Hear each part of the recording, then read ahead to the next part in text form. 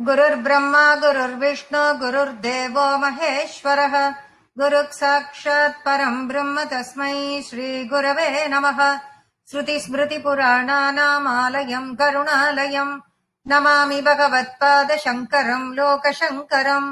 सदाशिवसमारम्भाम् शङ्कराचार्यमध्यमाम् अस्मत् आचार्यपर्यन्ताम् वन्दे गुरुपरम्पराम्। गुरुचरणारविन्दाभ्याम् नमः। गुरुरेव गतिर्गुरुमेव भजे गुरुनैव सगास्मि नमो गुरवे। न गुरोः परमम् शिशुरस्मि गुरोः मतिरस्ति गुरौ मम पाहि गुरो। श्रीकान्तो मातुलो यस्य जननी सर्वमङ्गला जनकः शङ्करो देवः तम् वन्दे कुञ्जराननम्। पीताम्बरम् करविराजितशङ्खचक्रकौमोदकी सरसिजम् करुणासमुद्रम् राधासखायमतिसुन्दरमन्दहासम् वातालयेशमनिशो हृदि भावयामि। 15 தசகம் வரைக்கும் நாம மீனிங் பார்த்திருக்கோம். இன்னைக்கு 16வது தசகம் 15வது கபிலோபதேசம் அதோட நாம முடிச்சிருந்திருக்கோம். அத இப்போ 16வது தசகம் அது என்ன சொல்றது அப்படிங்கறத நாம இப்ப பார்க்க போறோம். அது எல்லாத்துலயும் 10 ஸ்லோகங்கள் இருக்கா மாதிரி அதுலயும் 10 ஸ்லோகம் இருக்கு. அது நரநாராயண அவதாரத்தையும் தக்ஷயாகத்தையும் சொல்ல போகுது. முதல் 8 ஸ்லோகம் நரநாராயண அவதாரத்தையும், கடைசி 2 ஸ்லோகம் அவ்வளவு பெரிய தட்சயாகம்ங்கிறது 6 அத்தியாயமா இருக்கிறத பட்டத்திரி சுருக்கி 2 ஸ்லோகத்துல கொடுத்திருக்காரு. அந்த தக்ஷயாகத்தையும் பத்தி சொல்ல போறது. பகவான் நர நாராயணனாக 2 விதமாக இருவராக அவதாரம் செய்தார். அதுதான் நரநாராயண அவதாரம். நாராயண ரிஷியாகவும் நர ரிஷியாகவும், ஆச்சாரியனாகவும் சிஷ்யனாகவும், அண்ணனாகவும் தம்பியாகவும் இப்படி அவர் அவதாரம் செய்தார். நல்ல நண்பர்களா அவ 2 பேரும் நல்ல ஃப்ரெண்ட்ஸா இருந்தார். நரனும் நாராயணனும் பத்ரிகாசிரமத்தில் தவம் செய்தார்கள் அப்படின்லாம் இருக்கு. அதை பத்தி எல்லாம் நம்ம இதுல பார்க்க போறோம்.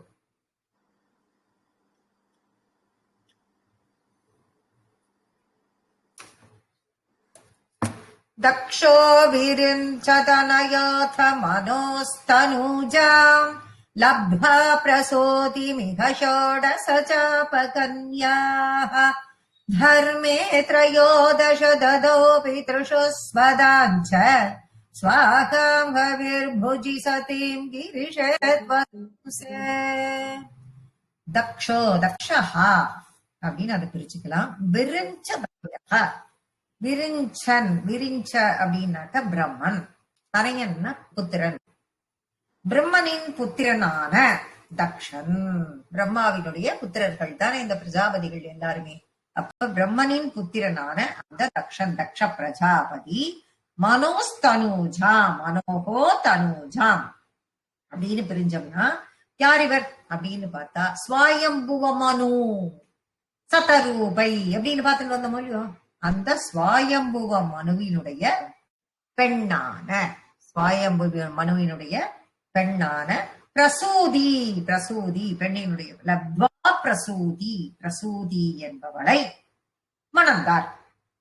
அவளை மணந்தார் அப்படிங்கிறது முதல் 2 லைன். இப்ப பிரம்மாவின் பையன் தக்ஷன், இப்ப பிரம்மாவினுடைய பையன் தக்ஷ பிரஜாபதி. அந்த தட்ச பிரஜாபதி தட்ச பிரஜாபதியின் பெண்ணான பிரஜாபதி அவருடைய பெண்ணான தேவகூதியை யாருக்கு கல்யாணம் பண்ணி கொடுத்தார்? கௌதம ரிஷிக்கு கல்யாணம் பண்ணி கொடுத்தார். அதுதான் கபிலோபதேசம். இதெல்லாம் நாம பார்த்துட்டு வந்துட்டோம். இந்த தேவகூதியின் தங்கை, இந்த தேவகூதியின் தங்கையானவள் பிரசூதியை, தங்கையானவள் பிரசூதி, அவளுடைய தங்கையான பிரசூதியை கல்யாணம் பண்ணி வைக்கிறார். கல்யாணம் பண்ணி வச்சதுக்கு பிறகு இவாளுக்கு என்ன குழந்தை பிறக்கிறது அப்படிங்கறது அடுத்த வாது கொடுக்கிறது. ஷோடச சாப கன்யாக அப்படின்னா 16 ஷோடசம் அப்படின்னா 16 பெண்கள் பிறந்தார்கள். 16 பெண்கள் இவாளுக்கு பிறக்கிறா. இப்ப 16 பெண்கள் இவாளுக்கு பிறந்த பிறகு இவா என்ன பண்றா? இவா இந்த 16 பெண்களை இவர் எப்படி யார் யாருக்கு திருமணம் செய்து கொடுத்தார், யாருக்கெல்லாம் கன்னிகாதானம் செய்து கொடுத்தார் அப்படிங்கறத அடுத்த 2 லைன்ல நம்ம இப்ப பார்க்க போறோம். தர்மே திரையோதச ததஹா. தர்மே திரையோதச அப்படின்னா 13 பேர். 13 பேரை, அதுல 13 பேரை இப்ப இவர்களுக்கு இறந்த 16 பெண்களில் முதல் 13 பெண்களை தர்மருக்கு, யாரு? தர்ம தேவன். தர்மன்னா நீங்க இதுக்கு போயிடக்கூடாது, தர்மபுத்திரன் அப்படின்னு அங்க போயிடக்கூடாது, யுதிஷ்டரனுக்கு போயிடக்கூடாது. இது தர்ம தேவனுக்கு கன்னிகாதானம் செய்து கொடுத்தார் அப்படின்னா என்ன? திருமணம் கல்யாணம் பண்ணி கொடுத்தார் அப்படிங்கிற அர்த்தத்தை கொடுக்கிறது. முதல் 13 பெண்களை தர்ம தேவனுக்கு கன்னிகாதானம் செய்து கொடுத்தார். அப்புறம் 14வது பெண்ணான ஸ்வதா, அந்த 13 பெண்களினுடைய பெயர்களை எல்லாம் இங்க இவரு கொடுத்துட்டு இல்ல, பட்டத்திரி இங்க இதுல கொடுத்துட்டு இல்ல. பாகவதத்துக்கு போனீங்கன்னா எல்லாத்தையும் விரிவா அவ பேரெல்லாம் என்ன எதுங்கிறத நம்ம தெரிஞ்சுக்கலாம். ஆனா இதுல இவர் கொடுத்திருக்கிறது முதல் 13 பேரை தர்மபுத்திரர் தர்மதேவனுக்கு கன்னிகாதானம் செய்து கொடுத்தார். அடுத்தது 14வது பெண்ணான ஸ்வதா, அததான் கொடுக்கிறார். பித்ருஷ ஸ்வதாஞ்ச, ஸ்வதா அப்படிங்கிறவளை பித்ருதேவனுக்கு, பித்ருஷ ஸ்வதாஞ்ச 14வது பெண்ணை, 14வது பெண்ணான ஸ்வதாவை பித்ருதேவனுக்கு கன்னிகாதானம் செய்து கொடுத்தார். ஸ்வாஹா ஹவிர்புஜி அப்படின்னு கொடுக்கிறார். ஸ்வாஹா அப்படின்பவள் 15வது பெண். 15வது பெண்ணான ஸ்வாஹா என்பவள் ஹவிர்புஜி. ஹவிர்புஜி அப்படின்னாக்க அக்னி தேவன்.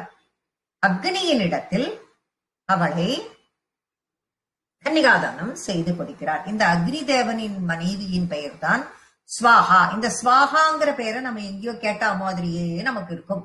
நமக்கு நம்ம லைஃப்ல அடிக்கடி யூஸ் பண்ணிட்டே இருக்க மாதிரி இருக்கும். எல்லாருக்குமே இது ஞாபகத்துல இருக்கும். ஒரு யாகங்கள்லாம் பண்ணோம்னாக்க, வீட்டுல ஏதாவது ஹோமம் எல்லாம் பண்ணோம்னாக்க, எல்லாத்துலயும் இந்த நெய்யோ ஏதோ அபிசோ எது நம்ம அந்த அக்னியில நம்ம சமர்ப்பணம் பண்ணும் பொழுதும் ஸ்வாஹா, எந்த தெய்வத்தை கூப்பிட்டாலும் முடிக்கும் பொழுது ஸ்வாஹா ஸ்வாஹான் தான் அதுல எல்லாமே அதுல சமர்ப்பணம் பண்ணுவோம்.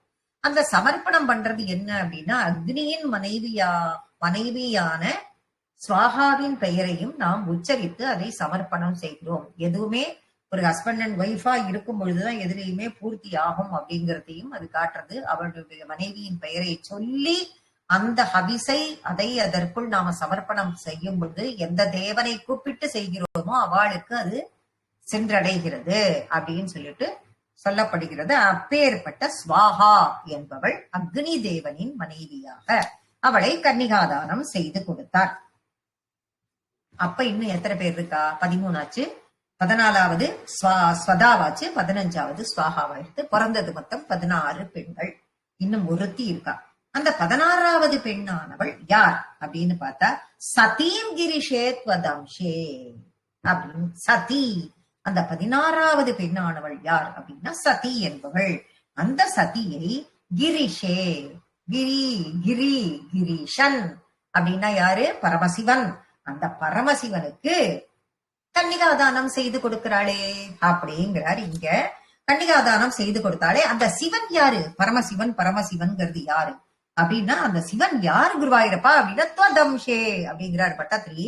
உன்னுடைய அம்சமாக இருக்கக்கூடியவர் அந்த பரமசிவன் துவதம்ஷே. அவர் யாரு? வேற யாரும் இல்ல, உங்களோட அம்சம் தானே அவரு. குருவாயிரப்பா, உனக்கு சரீரமாக இருந்த சிவபெருமானுக்கு திருமணம். அப்போ இவர் பரமாத்மாவானவர், அந்தராத்மாவா நீ இருக்க, உனக்கு சரீரமா அங்க பரமசிவன் இருக்கார். அந்த சிவன் சதியுடன் திருமணம் செய்து கொண்டார். அப்ப சதியை பரமசிவனுக்கு கன்னிகாதானம் செய்து கொடுத்தார். இதான் முதல் ஸ்லோகத்தினுடைய சாராம்சம். இப்ப பிரம்மபுத்திரனான தக்ஷ பிரஜாபதி, இதுல என்ன சொல்றா? பிரம்மபுத்திரனான தக்ஷ பிரஜாபதி ஸ்வயம்புவினுடைய மனுவியினுடைய பெண்ணான பிரசூதி அப்படிங்கிறவளை திருமணம் செய்து கொள்கிறான். திருமணம் செய்து கொண்ட பிறகு அந்த பிரசூதிக்கும் அவருக்கும் 16 பெண் குழந்தைகள் பிறக்கிறார்கள். முதல் 13 பெண் குழந்தைகளை தர்ம தேவதைக்கு கன்னிகாதானம் செய்து கொடுக்கிறார். 14வது பெண்ணான ஸ்வதாவை பித்ருதேவனுக்கும், 15வது பெண்ணான ஸ்வாஹாவை அக்னி தேவனுக்கும், 16வது பெண்ணான சதியை உன்னுடைய அம்சமான பரமசிவனுக்கும் கன்னிகாதானம் செய்து கொடுத்தாரேன்னு சொல்லி ரொம்ப அற்புதமாக கொடுத்தாராமே அப்படின்னு ஒரு கொஸ்டின் கேட்க அங்கிருந்து குருவாயூரப்பன் ஆமாம் ஆமாம்னு சொல்லி தலையசைத்து அதை கேட்கிறார். இப்போ இரண்டாவது ஸ்லோகத்தில் என்ன சொல்ல போற, எதுக்கு இந்த நரநாராயணனோட அவதாரம் சொல்லிட்டு இருக்கச்சு அவரத சொல்லிட்டு முடிக்காம அவரோட அவதாரத்தை மட்டும் சொல்லாமல் அதின் ஏன் தட்சணியினுடைய அந்த யாகமும் ரெண்டு இதுல அவ்வளவு சுருக்கமா ஷார்ட்டா சொல்லி எதுக்காக அப்படி சொல்ல வரா அப்படின்னு பார்த்தால், இந்த நரநாராயணர்கள் தக்ஷனின் மகள் வயிற்று பேரனாக அவதரித்தார்கள். இந்த நரநாராயணர் யார், இவா பிறந்தது எப்படி, இவா யாருடைய குழந்தைகள் அப்படின்னு பார்த்தோம்னா, இந்த தக்ஷ பிரஜாபதின்னு நாம சொல்றோமே, இந்த தக்ஷ பிரஜாபதிக்கு இத்தனை பெண்கள் பிறந்தான்லாம் சொல்றோமே நம்ம. அப்ப இவர்களில் ஒரு பெண்ணான அந்த பெண்ணுக்கு மகனாக பிறந்தவர்கள் இவா 2 பேரும். அப்ப மகள் வயிற்று பேரன். அப்ப இந்த நரநாராயணருக்கும் தட்சனுக்கும் கனெக்ஷன் இருக்கா? தாத்தா பேரன்கள் அப்படிங்கிற கனெக்ஷன் வருது. அதனாலதான் அதையும் கொண்டு வந்து இதுல கம்ப்ளீட் பண்றார் பட்டத்ரி அப்படிங்கறத நாம இதுல புரிஞ்சுக்கணும். இப்ப நரநாராயண ரிஷிக்கு சரி ரைட்டு, ஏன் நரநாராயணர் இப்படி எல்லாம் வந்து சிவனுக்கு வந்து பத்னியா ஒரு பொண்ணை கொடுத்திருக்கா அப்படின்லாம் சொல்லும் பொழுது, நரநாராயணர்கள் அப்படின்னு சொல்லக்கூடிய பகவானே 2 அவதாரமாக இங்கு எடுக்க இரட்டையராக இங்கு பிறக்க போகிறார். அப்படி இரட்டையரா அவர் வந்து இங்க பிறக்க போகும் பொழுது அவர் ரிஷியாகத்தான் இந்த இடத்தில் வரார். அதப்ப வந்து ரிஷிகளுக்கு வந்து இந்த இடத்துல வந்து ரிஷி பத்னியா இவா வர முடியாது. அதனால மரமாக இப்ப ரிஷிக்கு பத்தினியாக இப்ப ஒவ்வொரு அவதாரத்திலையுமே பார்க்கும் பொழுது மகாலட்சுமியானவள் பகவான் அவதாரம் எடுத்த உடனே மகாலட்சுமியானவள் கூடவே வருவோம். எப்படியாவது மாறல பிடிச்சு வச்சுட்டாவது வருவோம். பாவனாவதாரத்திலையும் மாறலையேதான் கூட வந்தா அப்பயே குள்ளமா அதனோடு இருக்கும் பொழுது அவர் மறைச்சு வச்சுட்டுதான் அங்க போனார். அந்த யாகத்துக்கு போகும்போதே வாமனரா இருக்கும் பொழுது, அப்படி இருக்கிற ராமரா இருக்கும் பொழுது சீதையா வந்தாள், கிருஷ்ணரா இருக்கும்போது ருக்மணியா வந்தாள். அது மாதிரி ஒரு அவதாரத்திலையும் அம்மா மகாலட்சுமியானவள் கூடவே வருவா. இந்த அவதாரத்துல இவர்கள் நரனாகவும் நாராயணனாகவும் ரிஷியாக இந்த இடத்தில் பக்தர்களுக்கு ஆச்சாரியனாகவும் சிஷ்யனாகவும் வரக்கூடிய இந்த அவதாரத்தில் அவள் மனைவியாக மகாலட்சுமி வர முடியாது. அதனால அவள் இளந்த மரமா வராளாம், கூடவே வரா, இளந்தை மரமாக வருகிறாள். எங்க வந்திருக்கா அவா அப்படிங்கறதெல்லாம் இனிமே நமக்கு தெரியும். சரி, இப்ப இந்த யார் இந்த யாருக்கு இவர்கள் யாருடைய தட்சணியினுடைய மகள் வயிற்று பேரன் அப்படின்னு சொல்லியிருக்கு. யாருடைய பெண் பசங்க அப்படிங்கறத இப்ப நம்ம பார்க்க போறோம். மூர்த்திர் ஹி தர்ம கிருகிணி சுஷவே பவந்தம் நாராயணன் நரசகம் மகிதானுபாவம் யஜ்ஜன்மனி பிரமுதித கிருததூர்ய கோஷாக புஷ்போத்கரான் பிரபவ்ருஷர்னுபுசுரௌகா. தர்ம தேவதைக்கு 13 மனைவியர் அப்படிங்கறத போன ஸ்லோகத்துல நம்ம பார்த்தோம். அந்த 13 பேரில் மூர்த்தி அப்படின்னு ஒருத்தி இருக்கா. அந்த மூர்த்தி என்பவள் ஒருத்தி, அவள் தர்மதேவனின் பத்னி. மூர்த்தி என்பவள் அவ வந்து ரொம்ப மகிமை நிறைந்தவள், ரொம்ப ரொம்ப மகிமை நிறைந்தவள். அவள் ரொம்ப நல்ல சுபாவத்தை கொண்டவள், ரொம்ப அற்புதமான ஒரு மனோபாவத்தை கொண்டவள். அவளையே தன்னுடைய தாயாராக இவர்கள் தேர்ந்தெடுக்கிறார்கள்.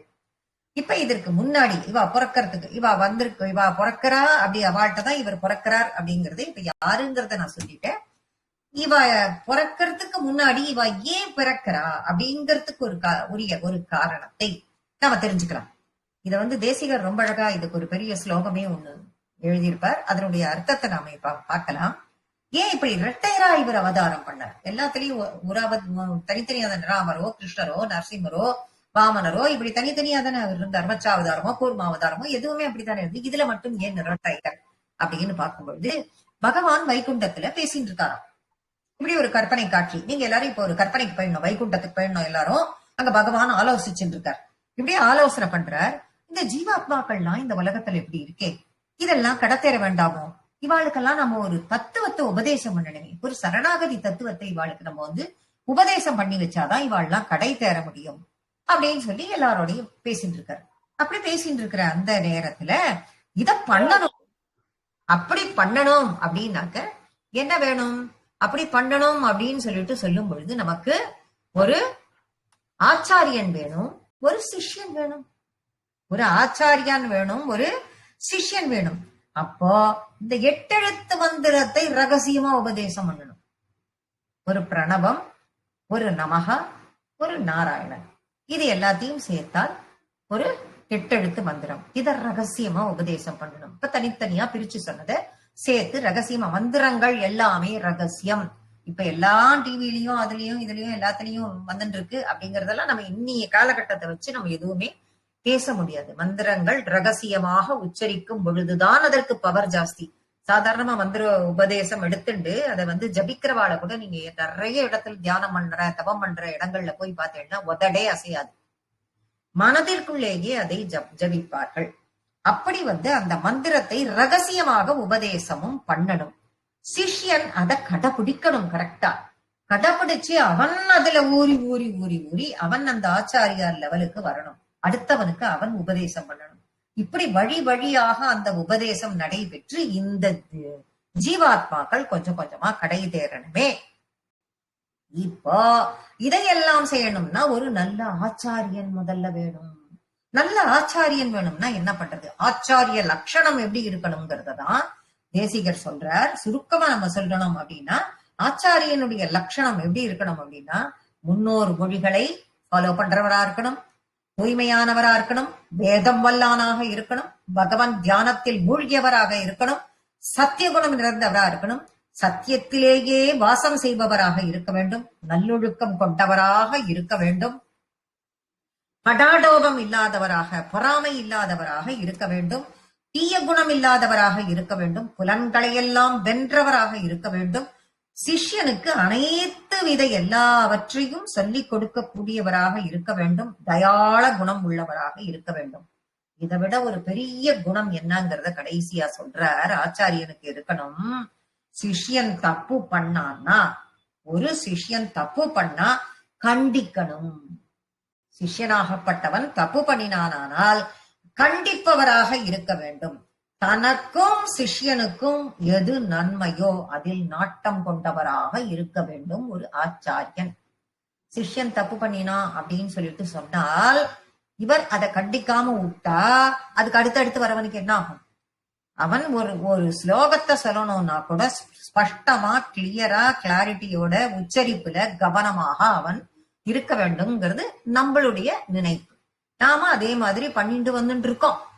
அததான் ஒரு ஆச்சாரியனாகப்பட்டவன் ஒரு சின்ன விஷயத்தை எடுத்துக்கொண்டால் கூட சிஷ்யன் தவறு செய்தால் திருத்துபவன் தான் ஆச்சாரியன். திருத்தாம கண்டிக்காம இருக்கக்கூடாது. கண்டிப்பதில் முக்கிய குணம் அது அவருக்கு அப்படின்னு சொல்றது. இப்படி எது நன்மைய சிஷ்யனுக்கு எது நல்லது அப்படிங்கறதுல முதல்ல ஆச்சாரியன் நினைக்கணும். ஆச்சாரியன் சிஷ்யனுக்கு எது நல்லதுங்கிறதில் நாட்டம் கொண்டவராக இருத்தல் வேண்டும்ங்கிறது ஆச்சாரியனுக்கு உள்ள லட்சணம் அப்படிங்கிறது சொல்றாங்க. இத பார்த்தா இதெல்லாம் சொல்லி இவர் ஆலோசனை பண்ணிட்டு இருக்காரு மேல வைகுண்டத்துல. இவ வேற உட்கார்ந்துட்டு இருக்காளே மகாலட்சுமி, பாதத்தை புடிச்சுட்டு காலை புடிச்சு விட்டுட்டு உட்கார்ந்துட்டு இருக்கா. இதெல்லாம் கேட்டா அச்சிச்சோ, இத மாதிரி ஆளெல்லாம் நீங்க எங்க போய் பூலோகத்துல தேடுகள்? யார் கிடைப்பா உங்களுக்கு? பேசாம நான் ஒண்ணு சொல்றேன், அந்த மாதிரி செய்யுங்கோ. நீங்களே போய் குருவா அவதாரம் எடுத்துருங்கோ. நாளா பெருமாள நீங்களே குருவா அவதாரம் எடுங்கோ, நீங்களே எல்லாருக்கும் இன்ஸ்பிரேஷனா இருங்கோ அப்படின்னு சொல்லிட்டா. சரி, நீ சொன்னது வாஸ்தவம். உடனே மகாலட்சுமி சொன்னதுக்கு அவரு உடனே கிரீன் சிக்னல் உடனே கொடுக்கிறார். கொடுத்து நீ சொன்னது வாஸ்தவம், சந்தோஷம். நான் அவதாரம் எடுத்து குருவாக போனால் இப்ப சிஷ்யனை எங்க தேடுறது? இப்ப சிஷ்யனாகப்பட்டவன் ஒரு நல்ல சிஷ்யன் வேணும் எனக்கு. அந்த சிஷ்யனை நான் போய் எங்க தேடுவேன்? அப்போ சிஷ்யன் எப்படி இருக்கணும் அப்படிங்கிறதுக்கும் ஒரு திருப்பி அவர் கொடுக்கிறார். என்ன கொடுக்கிறார் அப்படின்னா, நல்ல புத்தி உள்ளவனாக இருக்கணும். சாது சேவி, சாதுக்கள் எப்பயும் அவனும் சாதுவார். கோபமே வரக்கூடாது. ஃபர்ஸ்ட் ஆஃப் ஆல் கோபம்ங்கிறது இருக்கவே கூடாது. சாதுவா இருக்கணும், சாதுக்களை சேவிப்பவனாக இருக்கணும், நல்லொழுக்கம் உள்ளவனாக இருக்கணும், தத்துவ அறிவு உள்ளவனாக இருக்கணும், எல்லாருக்கும் பணிவிடை செய்யணும். அகங்காரம்ங்கிறது கொஞ்சம் கூட இருக்கக்கூடாது.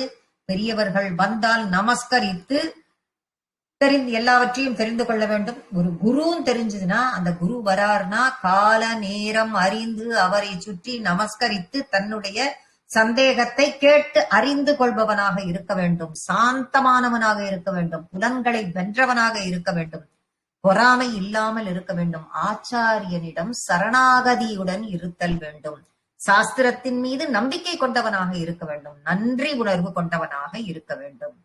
இத கேட்டா ஐயோ குருவே தேவல உங்களுக்கு, இப்பேற்பட்ட சிஷ்யனை நாம எங்க போய் தேடுறது? நீங்க அவதாரம் எடுத்துட்டேன்னா குருவா, நீங்க சிஷ்யனை தேடிட்டு கீழே இருக்க வேண்டியதுதான், இங்கேயே வர முடியாது போல் இருக்கு. அதை விட ஒண்ணு பண்ணுங்கோ, நீங்களே சிஷ்யனாகவும் அவதாரம் எடுத்துடுங்கோ, குருவாகவும் நீங்களே போங்கோ, சிஷ்யனாகவும் நீங்களே இருங்கோ. நீங்களே அந்த சிஷ்யனுக்கு எல்லாத்தையும் டீச் பண்ணி எல்லாத்தையும் புரிந்து கொண்டு உபதேசம் பண்ணி அந்த உபதேசத்தின் மூலமாக இந்த உலகத்திற்கு எல்லா தத்துவங்களையும் விளக்குற மாதிரி நீங்களே குருவாகவும் நீங்களே சிஷ்யனாகவும் அவதாரம் எடுங்கோன்னு மகாலட்சுமி சொன்னாலாம். அதன்படித்தான் இந்த நரநாராயண அவதாரமே நிகழ்ந்தது அப்படின்னு சொல்லிட்டு சொல்றது. அப்பேற்பட்ட நரநாராயணர்கள் தான் தர்மதேவனின் மனைவியாக மூர்த்தி என்று ஒத்தி இருக்கா இல்லையா, அந்த மூர்த்தி தான் குருவாயூரப்பா உங்களை பிரசவிச்சாள். குருவாயூரப்பா உங்களை அவள் பிரசவிச்சாள். இரட்டையர்களாக இரண்டு குழந்தைகளாக பிறந்தார்கள் என்றெடுத்தாள். நாராயணனாகவும் நரனாகவும், நரனும் நாராயணனும் சகோதரனாகவும், நரனும் நாராயணனும் நாராயணன் குருவாகவும் நரன் சிஷ்யனாகவும், நாராயண ரிஷி நர ரிஷி அப்படின்னு நரனும் நாராயணனுமாக சகோதரனாக நண்பனாக குரு சிஷ்யனாக இவர்கள் அவதரித்தார்கள். இப்ப நீங்க பத்ரிநாத் கோவிலுக்கெல்லாம் போனீங்கன்னா எல்லாரும் பார்க்கலாம். யார் யாரெல்லாம் பத்ரிநாத் போய் அங்க தரிசனம் பண்ணியிருக்கீங்களோ அவளுக்கெல்லாம் இது கட்டாயமா நீங்க எல்லாம் பார்த்திருப்பீங்க. அந்த கோவிலுக்கு போனீங்கன்னா கோவிலுக்கு பின்னாடி 2 மலை தெரியும். கோவிலுக்கு பின்னாடி பாத்தீங்கன்னா இது நாராயண மலை, இது நரமலை. நரநாராயணன்மார்கள் இருப்பது இந்த பத்ரியில. இவர்கள் தான் அங்க இந்த கதையெல்லாம் அங்கதான் நடக்கிறது. பத்ரியில தான் இது பூரா இப்ப நான் சொல்றதெல்லாம் அங்கதான் நடக்குது. இது நாராயண மலை, இது நரமலை. ரெண்டு மலையை காமிச்சு சொல்லுவா. அங்க போனீங்கன்னா இதுதான் நரன் நாராயணன் தவம் இருந்த இடம். அவர்கள் பத்ரிகாசிரமத்தில் இலந்தை மரத்தடியில் தவம் இருந்தார்கள். இளந்த மரத்தடியில தவம் இருந்தா. ஏன் இலந்த மரம் அப்படின்னு பார்த்தா, நான் முன்னாடி சொன்னனே அந்த நிகழ்ச்சிக்கு நீங்க எல்லாரும் ஞாபகம் வச்சுட்டு இருக்கணும், அங்க போகணும். நரனாகவும் நாராயணனாகவும் ரிஷியாக இவர்கள் இங்கு அவதரிக்கிறார்கள். எல்லாத்துலயும் மகாலட்சுமி கூடவே வருவா. இந்த இடத்துல கல்யாணம் பண்ணிக்க முடியாது, அதனால இவ என்ன பண்றாருன்னா மரமாக வருகிறாள். எப்படி வரான்னா இலந்த மரமா வரா. அந்த மரத்தடியில தான் இவ உட்கார்ந்து, அதில் தான் மகாலட்சுமி இலந்தை மரமாக இருக்கிறாள். அந்த மரத்தடியில உட்கார்ந்துட்டுதான் இவாள்லாம் என்ன பண்றான்னா தவம் பண்றா. அந்த மரத்தடியில தவம் பண்றா. இப்ப மகாலட்சுமி வந்துட்டா உடனே கருடனுக்கு அச்சிச்சோ பகவான் கீழே வந்துட்டார், மகாலட்சுமி கீழே வந்துட்டா, அப்ப நான் வரணுமே. கருடனுக்கு ஒரு நாமபாகம் எப்படி இருக்கிறது அப்படின்னு பார்த்தா வண்டியா கருடன் வந்தாராம். வண்டி, அந்த வண்டியா கருடன் வந்தார். இதைத்தான் இதெல்லாம் இது பூரா எல்லாமே இந்த 2வது ஸ்லோகத்துக்குள்ள அடக்கம். இப்ப இந்த 2வது ஸ்லோகத்துலதான் இந்த நரநாராயணர்கள் வந்தார்கள்ன்றத சொல்லிட்டார் பட்டத்திரி. இப்ப நீங்க தானே குருவாயூரப்பா நாராயணனாகவும் நரனாகவும் பிறந்தேள். ரொம்ப பெருமையான உங்களை அவளாலேயே, யாரால், மகாலட்சுமியாலேயே தயார் செய்து அனுப்பப்பட்ட உங்களை இந்த மூர்த்தி அப்படிங்கிறவள் பிரசவிச்சாளே. அவள் என்ன பாக்கியம் பண்ணியிருக்கா. அவர் அப்படி ஒரு சந்தோஷம் இவர்கள் பிறந்ததும் பிறந்ததும். சுஷுவே பவந்தம் நாராயணம் நரசகம் மகினா அனுபாவம். நாராயணம் அப்படிங்கிற நாராயணன் என்னும் குருவாகவும் நரன் என்னும் நரசகம், சகம்னா என்ன, சகி சகன் அப்படின்னா தோழன். முதல்ல ஃப்ரெண்ட்ஷிப் தான் ஃபர்ஸ்ட் இதுவே கொடுக்கிறார் என்று 2 பேரும் இரட்டையர்களாக தோழர்களாக மகிதானுபாவம், மிகவும் மகிமை நிறைந்த பாவத்தை கொண்ட மூர்த்தி என்னும் பெண்மணியிடம் பிறந்தார்கள். ஜன்மனி பிரமுதிதா கிருததூரிய கோஷாகா. அவ்வளவுதான். இந்த ஜன்மத்தை பார்த்த இவர்கள் எல்லோரும் பிறந்ததை பார்த்தவுடன் எல்லா தேவர்களும் கோஷம் எழுப்பினார்கள். ரொம்ப சந்தோஷம் அடைந்தார்கள். என்ன கோஷம்? ஆகாயத்தில் வாத்திய கோஷங்களை எழுப்பினார்கள். ஆகாசத்திலிருந்து வாத்திய கோஷங்கள்லாம் பண்றா. புஷ்போத்கரான், புஷ்பங்களை மாறி பூமாறி அப்படியே பொழியரா, மழை பொழியரா மாதிரி பூமாறி பொழியரா. பிரபவிருஷர் நுணுவு சுரௌகாஹா. அப்படி மாறி பொழிந்தார்கள். அதற்கு பிறகு அவர்கள் சந்தோஷத்தில் எல்லோரும் துதிபாடினார்கள். இப்ப நரநாராயண அவதாரம் நிகழ்ந்த உடனே அவளுக்கெல்லாம் தெரியுறதோ இல்லையோ, இவர் வைகுண்டத்தில இருந்து பகவான் தான் அவதாரம் பண்ணி இருக்கான்னு தேவலோகத்துல இருக்கிற எல்லாருக்கும் தெரிஞ்ச காரணத்தினால அவள்லாம் ரொம்ப சந்தோஷப்படுறா, பூமாரி பொழிகிறா, வாத்திய கோஷம் முழங்குறது, ஸ்லோகங்கள்லாம் சொல்லி அப்படியே துதி பாடி தேவர்கள் கொண்டாடினார்கள் அப்படின்னு சேரன். இப்போ கொண்டாடின்னு இருக்கா குருவாயிரப்பா. இவெல்லாம் கொண்டாடுறது இங்கேருந்து பார்த்தா என்னமா இருக்கு தெரியுமா? அப்பேற்பட்ட கொண்டாட்டம் உன்னுடைய பிறப்பாகப்பட்டது அவ்வளவு அழகா இருக்கு. அப்படி இருக்கே குருவாயிரப்பான்னு மகிழ்ந்து போறார் பட்டத்திரி. இரண்டாவது ஸ்லோகத்தின் வாயிலாக தைத்யம் சகஸ்ர கவசம் கவசைஃப் பரீதம் சாகஸ்ரவத்சல தபஸ்ஸமராபிலவ்யைஹி பர்யாய நிர்மித தபஸ்ஸமரௌ பவந்தௌ சிஷ்டைக கங்கடமமம் யஹதாம் சலீலம். தைத்தியம் சகஸ்ர கவச்சம். சகஸ்ரம்னா எல்லாருக்கும் தெரியும் 1000. கவச்சம்னா என்ன? 1000 கவச்சங்கள். தைத்தியன் அசுரன்.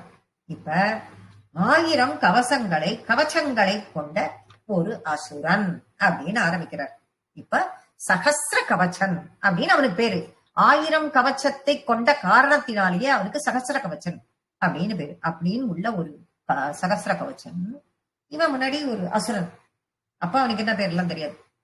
ஒரு அசுரனாக இருக்கான், தவம் பண்ணிட்டு இருக்கான். ரொம்ப காலம் சூரியனை பார்த்து தவம் பண்ணி பண்ணி பண்ணி பண்ணி சூரியன் பிரதீட்சமாறார். என்ன வரம் வேணும்? எல்லாருமே உடனே என்ன கேட்பா? எனக்கு மரணமே கூடாது. ஃபர்ஸ்ட் கேட்கக்கூடிய வரம் என்ன? எல்லாருமே கேட்கக்கூடியது எனக்கு மரணமே கூடாது. மரணம் வரக்கூடாது. அதெல்லாம் அந்த மாதிரி எல்லாம் நினைக்க முடியாதுப்பா. பிறந்த ஒருத்தர் யாரா இருந்தாலும் இறந்துத்தான் ஆக வேண்டும். ஆரம்பம்னா ஒண்ணு, முடிவுன்னு ஒண்ணு கட்டாயம் உண்டுப்பா. அதை எந்த விதத்திலையும் மாத்தவே முடியாது. அதனால நீ எப்படி யோசிச்சு உனக்கு எந்த விதமா மரணம் வேணுமோ கேள், போய் இஷ்டப்படி நான் தரேன், அதுல எனக்கு எந்த வித இதுவும் கிடையாது அப்படின்னு சொல்லிட்டு சொன்ன உடனே இவன் யோசிக்கிறான். எப்படி கேட்டால் சரி, இப்படி எல்லாம் இருந்தா எனக்கு மரணம் சம்பவிக்கலாம். நரசிம்மாவதாரத்துல நம்ம நரசிம்மர் சொல்வார்ல, அந்த மாதிரி இவன் என்ன பண்றான், இப்படி எல்லாம் கேட்டா நமக்கு மரணமே வராது அப்படின்னு நினைச்சு யோசிச்சு இவன் எப்படி கேட்கிறான் அப்படின்னு பார்த்தா, தன்னை காப்பாத்திக்கலாம்னு ஒரு வரம் கேட்டானோ. முதல்ல எனக்கு 1000 கவச்சம் வேண்டும். சரி, கொடுத்தேன். யார் அந்த 1000 கவச்சத்தையும் எவனாவது ஒருத்த என்ன இது பண்ணி எடுக்க முடியாது, என்ன எடுக்க முடியுமே அப்படின்னு இது பண்ணா 1000 ஃபர்ஸ்ட் கேட்டாச்சு, நம்பர் 1 ஆச்சா. அப்புறம் யார் அந்த கவச்சத்தை எடுக்கணும் அப்படின்னா, யார் ஒருவன் 1000 வருடம் தபம் செய்து 1000 வருடம் யுத்தம் பண்றாளோ அவ மட்டும்தான் ஒரு கவச்சத்தை எடுக்க முடியும். அப்ப கூட அவ ஒரு கவச்சத்தை நல்லா புரிஞ்சுக்கணும். 1000 வருஷம் தவம் பண்ணணும், 1000 வருஷம் யுத்தம் பண்ணணும். பண்ணினா ஒரு கவச்சத்தை அம்பு விட்டு எடுக்க முடியும். விட்ட நாளைக்கும் அம்பு விட்டு அந்த ஒரு கவச்சத்தை அவன் எடுத்த உடனே அவன் செத்து போயிடுவான். அவனோட இது எப்படி பிளான் பண்றான்னு பாருங்க. அவன் போயிட்டான்னா இன்னொரு 1000 வருஷம் தவம் பண்றதுக்கு யாரு இருப்பா? ஒண்ணுதான் போச்சு, மீதி 99 இருக்கே. அப்படியே முதல்ல 1000 வருஷம் தவம் பண்றதுக்கு யார் கிடைப்பா? இப்படியே இது பண்ணி யார் கம்ப்ளீட் பண்றாளோ அப்பதான் என்னுடைய மரணம் சம்பவிக்க வேண்டும். 1000 கவச்சத்துக்கும் 999 கவச்சம் ஒண்ணு போச்சுன்னா 999 என்ன பண்றது? ஒண்ணு எத்தனை நாள் இது பண்ணிட்டு இருக்கிறது இப்படின்னு சொல்லிட்டு, நாள் பண்ணா கூட பரவாயில்ல, அதுக்கு ஆள் வேண்டாமா அப்படின்னு இவன் சொல்லி இப்படி ஒரு வரம் கேட்டானா. சரி பரவாயில்ல, எப்படியோ மரணம் சம்பவிக்கிறதுக்குன்னு ஒரு இதை பண்ணிட்டானோ இல்லையோ, இதுக்கு ஏதாவது ஒரு வழி இருக்கும் அப்படின்னு சொல்லிட்டு இவரும் சரி அப்படின்னு சொல்லி இவரும் கொடுத்தாரு. இந்த வரமே பெட்டர், பரவாயில்ல அப்படின்னு சொல்லிட்டு கொடுக்கிறார். அதுதான் அவனுக்கு சகஸ்ர கவச்சம் என்று பெயர் வந்தது. தன்னை யாரும் ஜெயிக்க முடியாதுன்னு அவனுக்கு தோணி போச்சு. இப்போ யார் ஜெயிப்பா? இத்தனை இதை மீறிண்டு யாராலையும் ஜெயிக்க முடியாது. எப்பேற்பட்ட வரம் தனக்கு இருக்கு, யாரும் ஜெயிக்க முடியாதுன்னு அவ்வளவுதான். அவன் அசுரனாச்சே, அவனுடைய புத்தியை தானே அவன் காட்டுவான். அவன் என்ன பண்ணான்? துஷ்ட வேலைகளை எல்லாம் பண்ண ஆரம்பிச்சான். இதை பார்த்துட்டே இருக்கு. இதை பார்த்துதான் இந்த அவதாரம் நிகழ்ந்த பிறகு இவர்கள் இலந்தை மரத்தடியில் வண்டியாக வந்து இவர் உட்காரு இல்லையா, கருடன், அங்க உட்கார்ந்துட்டு இவா 2 பேரும் நரனும் நாராயணர்களும் தவம் பண்ணி கொண்டிருக்கிறார்கள். எதற்காக வந்திருக்காவாங்கிறத பத்தி நம்ம பேசிட்டோம் முன்னாடி. அப்ப அவ தவம் பண்ணிட்டு இருக்கும் போது இவாளை வந்து சீன்றான். சும்மா இருக்க முடிஞ்சுதாவனால அங்கேருந்து வந்தவன் இவாளை வந்து சீன்றான். அப்படிங்கறதுதான் இங்க நமக்கு ஆரம்பிக்கும். தைத்யம் சகஸ்ர கவசம் கவசைஃப் பரீதம் இப்ப நரநாராயண மூர்த்திகளாக இவ அவதாரம் பண்ணிருக்கா. அப்போ சாஹஸ்ரவத்சர தபஸ்ஸமர பிலவ்யைஹி பர்யாய நிர்மித தபஸ்ஸமரௌ பவந்தௌ. பவந்தௌ பவந்தௌ அப்படின்னா பவான் அப்படின்னா தாங்கள், பவந்தௌ அப்படின்னாக்க நரநாராயண மூர்த்திகளான நீங்கள் இருவரும் அப்படிங்கிற அர்த்தம். நரநாராயணனாக அவதாரம் எடுத்த நீங்கள் 2 பேரும் என்ன பண்ணிட்டு இருக்கீங்க? மாறி மாறி மாறி மாறி பர்யாய நிர்மித தமசபரவ். நீங்க 2 பேரும் மாறி மாறிங்கிறார். தபஸ்ங்கிறாரு, சமரவுங்கிறாரு பட்டத்திரி. தபஸ்னா தவம் பண்றீங்க, சமரவுனா யுத்தமும் பண்றீங்க. அப்படின்னா என்ன அர்த்தம் அப்படின்னா, இந்த கவச்சத்தை வாங்கி கொண்டு இருந்த அவனிடம், கவச்சத்தை வாங்கி போட்டு இருக்கானே, அத என்ன பண்ணி சுத்தின்னு இருக்கான், கவச்சத்தை மேல சுத்தின்னு இருக்கவங்க கிட்ட சாகசிர வத்சலம். ஒரு தடவை தவம் பண்ணிட்டே இருக்கா, 1000 வருஷம் முடியறது. 1000 வருஷம் முடிஞ்ச உடனே ஒருத்தர் உட்கார்ந்துட்டு தவம் பண்ணிட்டு இருக்கா. இன்னொருத்தர் என்ன பண்ற போறான்னாக்க அவனோட சண்டை போடுறா. 1000 வருஷம் ஒருத்தர் தவம் பண்ணிட்டே இருக்கா, 1000 வருஷம் ஒருத்தர் சண்டை போட்டுட்டே இருக்கா. இப்ப இருக்கிறது 2 பேருமே யாரு? நரநாராயணனாக பகவானே தான் இருக்கார். அப்போ ஒருத்தர் நாராயணன் தபஸ் பண்ணிட்டு இருக்காருன்னா நரன் சண்டை போடுறோம். நரன் சண்டை போட்டு ஒரு கவச்சத்தை எடுத்த உடனே அவன் செத்து போயிடுறான். உடனே நாராயணனுக்கு மிருத்யுஞ்சய ஜபம் தெரியுமா? ஜபம் பண்ணி அத சொல்லி நரனை உயிர்ப்பிச்சு விடுறாரு. திருப்பி நரன் தவம் பண்ணிட்டே இருக்கான், நாராயணன் சண்டை போடுறான்.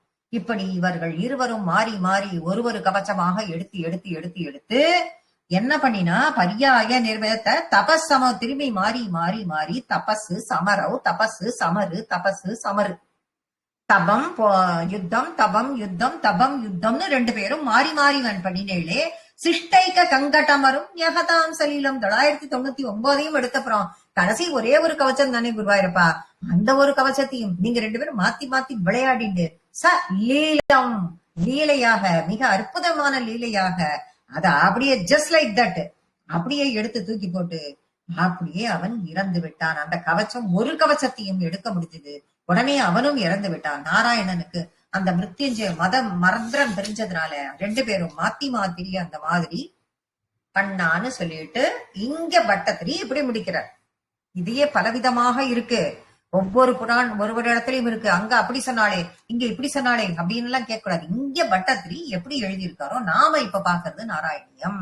நாராயணியத்துல பட்டத்திரி எப்படி கொடுத்திருக்காரோ அப்படி நம்ம கேட்டுட்டு வரோம். இதையே இன்னொரு இடத்துல என்ன சொல்றா அப்படின்னா 999 கவச்சத்தையும் எடுத்தவுடன் ஒரே ஒரு கவச்சம் தான் இருக்குன்னு பயம் வருமா வராதா? இன்னும் ஒன்னையும் இவ 2 பேருமே இப்படியே எடுத்துருவா போட்டிருக்கே. அப்படி எடுத்துட்டா நம்ம என்ன கதை, நாம கேட்ட வரம் நமக்கு இதுவாயிடுமே அப்படின்ட்டு அந்த ஒரு கவச்சத்தோட அவன் ஓடி ஒளிஞ்சு விட்டான். எங்க? சூரியனிடமே ஒளிந்து கொண்டான். அந்த சூரியனிடம் ஒளிந்து கொண்டவன் தான் உங்க எல்லாருக்கும் ஞாபகம் வரணும். மகாபாரதத்தில் கர்ணனாக கவச்ச குண்டலங்களோடு குந்தியின் புத்திரனாக சூரிய புத்திர அப்படிங்கிற இதுல வந்தான். அங்க யுத்த களத்தில் திரும்பவும் இதே நாராயணனும் நரனும் அர்ஜுனனும் கிருஷ்ணனுமாக அந்த இடத்தில் இருந்து நாராயணனாக இங்க கிருஷ்ணன், அதே நாராயணன் தான் அங்க நரனாக அர்ஜுனன், அவ 2 பேரும் யுத்த களத்தில் அவனை வதம் செய்தார். அவனை போர் புரிந்து அவன் மாண்டு போனான் அப்படிங்கறத நம்ம மகாபாரத யுத்தத்துல பார்த்தோம். அப்படிங்கிறதும் அங்க லிங்க் பண்றது இன்னொரு இடத்துல. ஆக இதனுடைய இடம் எப்படி இருக்கு? சகஸ்ர கவச்சங்கிற ஒரு அரக்கன் அந்த மாதிரி இருந்தான். அவர்களை நரநாராயணர்கள் வதம் செய்தார்கள். அதனுடைய இது இப்படி 1000 தபம் யுத்தம், தபம் யுத்தம் இப்படியே மாத்தி மாத்தி பண்ணி நீ டேர்ன் போட்டுட்டு நீங்க 2 பேரும் மாத்தி மாத்தி பண்ணினேள். அப்படி நீங்க பண்ணும்போது ஒரு கவச்சம் மட்டும் மிச்சம் இருக்கும் பொழுது அவன் சலீலம் ரொம்ப ஈஸியா அவனையும் வதம் பண்ணிட்டேள்னு சொல்லி பட்டத்திரி இங்க முடிக்கிறார். பண்ணிட்டேளே குருவாயிரப்பா அப்படின்னு சொல்லிட்டு பட்டத்திரி முடிக்கிறார். இப்படி அதை ரொம்ப விளையாட்டா அப்படின்னு காட்டுறதுக்காக தான் அந்த வார்த்தையே அவர் அந்த இடத்துல யகதாம் சலீலம் அப்படிங்கிற வார்த்தையையும் அந்த இடத்துல அவர் போடுறார். ஏன் அப்படின்னா அநேக பிரம்மாண்டங்களை சிருஷ்டி பண்ணவர். 1000 கவச்சத்தை இப்படி எல்லாம் பண்ணான், இத போய் இது ரொம்ப ஈஸியா பண்ணிட்டாரு, விளையாட்டா பண்ணிட்டாரு எப்படி சொல்றா அப்படின்னு என்னதான் பகவானா இருந்தா கூட அப்படின்லாம் நாம யோசிச்சோம்னா அவர் யாரு? 1000 பிரம்மாண்டங்களை சிருஷ்டி செய்தவர்.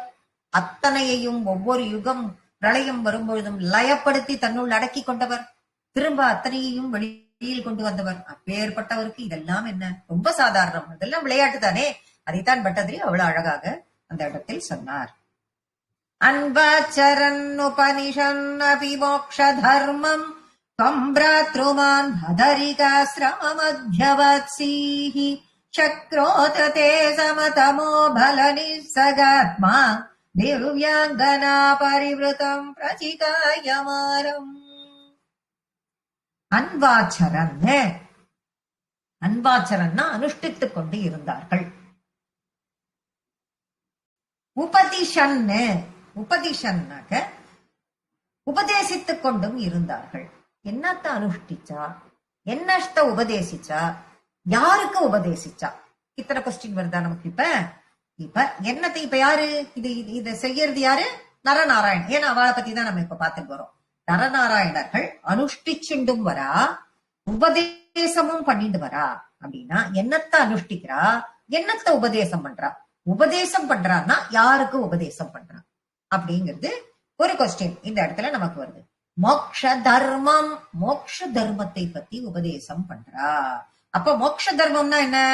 கர்ம பந்தத்தில் இருந்து விடுபடுவதற்கான ஒரு தர்மம். மோக்ஷ தர்மம்ங்கிறது நம்மளுடைய கர்ம பந்தத்திலிருந்து விடுபடுவதற்காக யார் பண்றா? ஸ்வம் பிராத்ருமான். பிராத்ரு, பிராதா அப்படின்னாக்க பிரதர். ஸ்வம் பிராத்ருமான் அப்படின்னா சகோதரர்களான நீங்கள் இருவரும் அப்படின்ற அர்த்தம். அது சகோதரர்களான நீங்க ரெண்டு பேரும் மோட்ச தர்மம், அதாவது இந்த கர்மபந்தத்திலிருந்து விடுபடுவதற்கான அந்த தர்மத்தை நீங்களும் அனுஷ்டித்துக் கொண்டு மற்றவாளுக்கும் உபதேசம் பண்றேன். அந்த மற்றவர்கள் யார்? பிரம்மா முதலான அபி அப்படின்னா நாரதாதிகளுக்கு, நாரதர் முதலானவர்களுக்கு.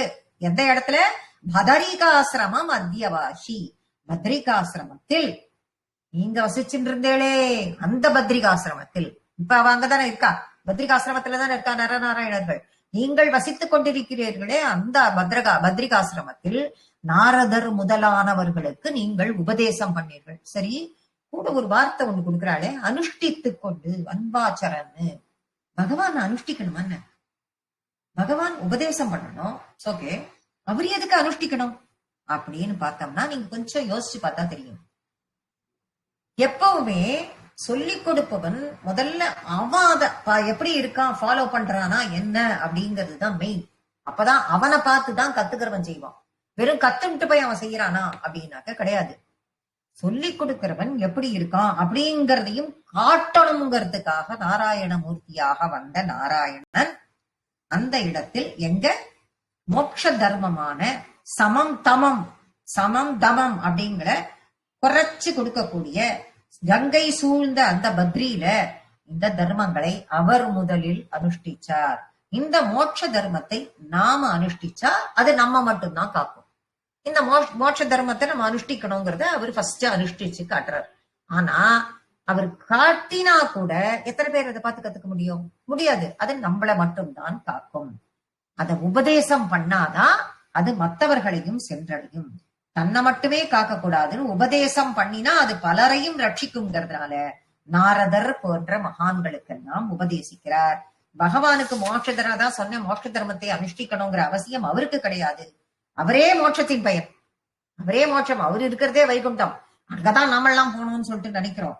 அப்ப அவரு அனுஷ்டரிக்கிறாரா அப்படின்னா அந்த வார்த்தையை அவர் போடுறாரு. அது காரணம், தர்மத்தை பிறன் அனுஷ்டிக்காமல் நாம அனுஷ்டிக்காம அடுத்த வாளுக்கு உபதேசம் பண்றோம் அப்படிங்கிறது ஒண்ணு இல்லைங்கிறது காட்டுறதுக்காக இங்க அவதாரமாக எடுத்து வந்த இந்த பிறப்பில் நாம் அனுஷ்டித்து அவர்களுக்கும் உபதேசம் செய்ய வேண்டும்ங்கிறது காட்டுறதுக்காகவே பகவான் இப்படி பண்ணினாருங்கிறத அற்புதமாக இந்த இடத்தில் அன்பாச்சரன் உபதிஷன் அப்படிங்கிற வார்த்தையை அவர் போடுறார். பத்ரிகாசிரமத்தில் நாரதாதிகளுக்கு இதை உபதேசம் பண்றார். அப்புறம் சக்ரோத, அதற்கு பிறகு என்ன பண்றது, என்ன நடக்கிறது? சக்ரோத, சக்ரக அத அப்படின்னு பிடிக்கிறது. சக்ரக அப்படின்னா இந்திரன், சக்கரக அப்படின்னா இந்திரன். அவன் இந்திரன். அதுக்கு பிறகு இந்த இந்திரன் என்ன பண்ணா, இத பாக்குறான், இந்த தபோபலத்தை வேற பாக்குறான். மேல இருந்து இப்ப சகஸ்வர கவச்சனை எப்படி இவா இது பண்ணாங்கிறதையும் மேல இருந்து பார்த்துட்டு இருக்கான்.